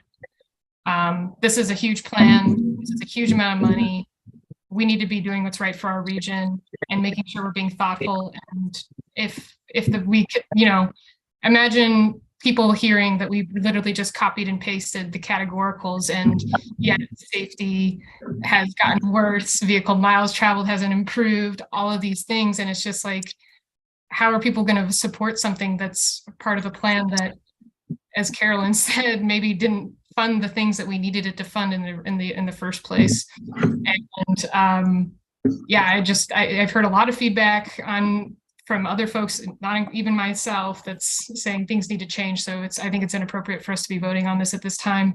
I like the direction Carolyn is putting forward. I think it's very diplomatic. I would say we need to detach ourselves from the 1.1 billion. The board said this is a target. These are target budgets. It's not the budget that has no wiggle room. It is a target. And if we think that there needs to be something different, we should tell them that and have that discussion, which is why I requested all that information that I hope we either gets emailed or is presented at the next meeting. Thank you. All right, thank you. Point of order, Mr. Chair. Yeah, yes, Joanne. I would like to state that to say it is inappropriate to vote at this time is not a correct or valid statement. We have a motion on the floor. It has been seconded. It is not inappropriate. People have the option to vote no, but to use the word inappropriate to vote on it is not a correct use. I agree, Joanne. Thank you. And I am going to call the question. I want to let folks know that if you disagree, that is either you don't think that we should vote now, or you just fundamentally disagree with the motion, then you should vote no. I appeal the decision of the chair to allow a vote. Overruled. Okay. We have a motion to accept the breakdowns as shown on this slide in front of us. I call for a vote of no confidence in the chair. And there are no other, and there's been a motion and a second, and we'll do a roll call vote. And we'll start with the folks online. Could you help us, please, Pocky? Sure. Sean Brown. Yes. Oh, just go off. Dale Calvert. No. No. Mel Cohen. Yes. Arlen Colton. No. Chuck Dorr. No. Michael Edmonds. No. Moan Ganders. Jamie Colley. Yes. Amanda Moss, I did not get Ramon. No. He didn't respond. he didn't. Ramon, we still have not. Yeah, heard. yeah. Can you hear me now? I was trying to log in. Oh, hi, Ramon. Okay, that's, Hi. yes. Am I allowed to, am I only on the vote or can I explain what I was going to try to say No, earlier? you can just vote. I'm a no. No. Edmund Marcus, Yes. Tom, Yes. Joanne, Yes. Patricia Schwartz, No. Diane Shiflett, No. Mary Veras. Mary? Rachel Wilson, No. Bruce? What was Mary's vote? Bruce. No. All right, the noes have it. The motion is defeated. And we will continue to talk about these. Did Debbie get a chance? Debbie? Oh, I did not. I was like, hey, can't you see me? Yes. We we see and hear you. didn't see you, Debbie. Sorry. What was your vote? I vote no, please. Thank you. Did we miss anyone else? Did you guys get my yes vote? Sorry. No. Was that Mary? Mary is a That's yes. Mary. Thank you, That's Mary. Mary. Yeah. All right. Let's just, for the record, let's see what the total was, but the noes have it. So 7 yes and 12 no. All right. By a vote of 12-7, the motion fails. All right. We have some things that we're going to need to obviously discuss further with the committee, at least about this one. Let's take a quick look at the safety element first.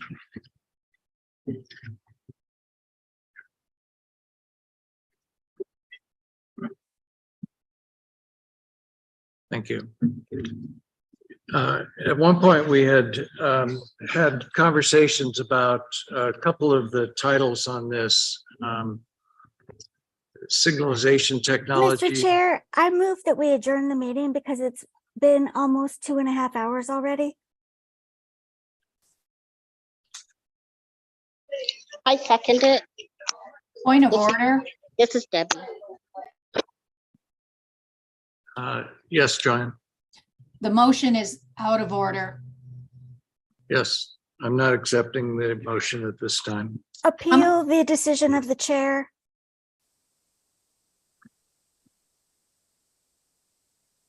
Don't know what the protocol is for that, Rachel, so let's plow on. I second the appeal. Tom, the protocol would be for you to either reconsider your position or to not reconsider your position. That's the process. Okay. I am not reconsidering. I call for a vote of no confidence in the chair. Point of order. Thank you. Let's.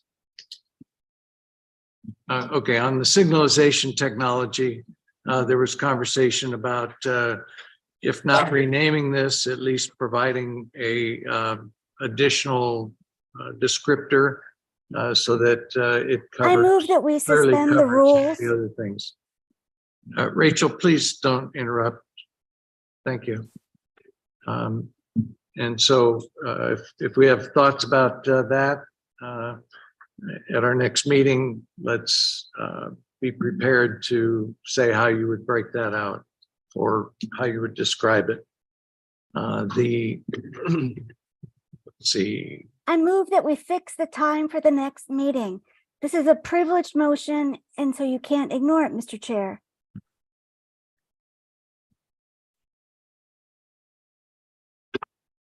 Point of order. Point of order doesn't stop anything, Joanne. Unlike you, I'm waiting to be recognized by the chair. Yes. Joanne. We have an agenda that has been accepted, and it is out of order to have the agenda altered at this point. We never accepted the agenda. Goodness, the agenda is set. Please, let's continue with the meeting for as long as we have a quorum. I request a ruling on my motion, which is a privileged was- motion, meaning that you can't ignore it, Mr. Chair. Are we Well, it following the was- rules of Robert's rules or not? It was rejected by the chair. I appeal the motion of the chair. I know, and I am not reconsidering. All right, for these safety elements, we also had a conversation about safety and or capacity for the intersection. We've renamed this intersection improvements to take care of that issue. And I'm curious at our next meeting if that satisfies members of our committee. I'm sorry, what was the question?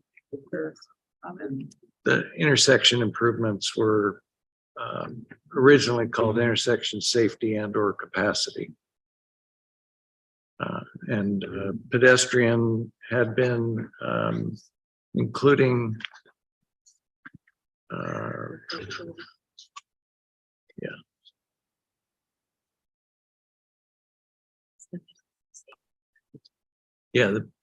pedestrian safety had elderly in it, and that has been removed or to simplify. Back on the environmental and economic vitality, as I said, we're going to discuss at our next meeting, splitting environmental and or renaming that element, that sub-element. Okay. Farhad. Mr. Chair, thank you. I was just going to say that we'll take a stab at that. We'll modify a certain naming and the wording there based on what we heard from everybody and send it out to you. But I hope that you can take care of that by consensus at the next meeting. But I think several good comments have been made, and we can do that cleanup and bring it back to you. All right. We are just about at the point where we've lost our quorum, and the chair has lost control of the meeting as well. And Tom, could I just ask a couple questions to be added for next time? sure, go ahead, Mel. Included in the intersection as well as the at grade, I'd like, actually for each of these, I'd like more information. For instance, we have need of 20 bus pullouts, and we're going to plan to do 10. And we have 75 million needed for at grade, and we're doing 10. If we can get some, I think we will have that Right. information available for us. Yeah, so I think that's a good suggestion. Who do we have next? No more hands. I had just one question. I had mentioned again about getting the city to give us a presentation on the various elements that we haven't heard about, particularly the greenways, bikeways, pathways, and then the transit. Is that, Kaki, we're going to be able to get that soon? Next time? Or I know we've had them. Or We've had some information requested for the transit sub-element committee, which is another topic, but if they're ready, if they're prepared. All right, thanks. And seeing no other comments, I think we've pretty much gone as far as we can in this meeting. So our next meeting will be on April 6th. no, April 3rd, April 3rd at 11 o'clock. And we are now hereby adjourned. Tom, Yes, Joanne. before you log off, I just wanted a word or two. Sure. Is now okay? We'll talk offline, okay? Okie dokie. All right. Thank you.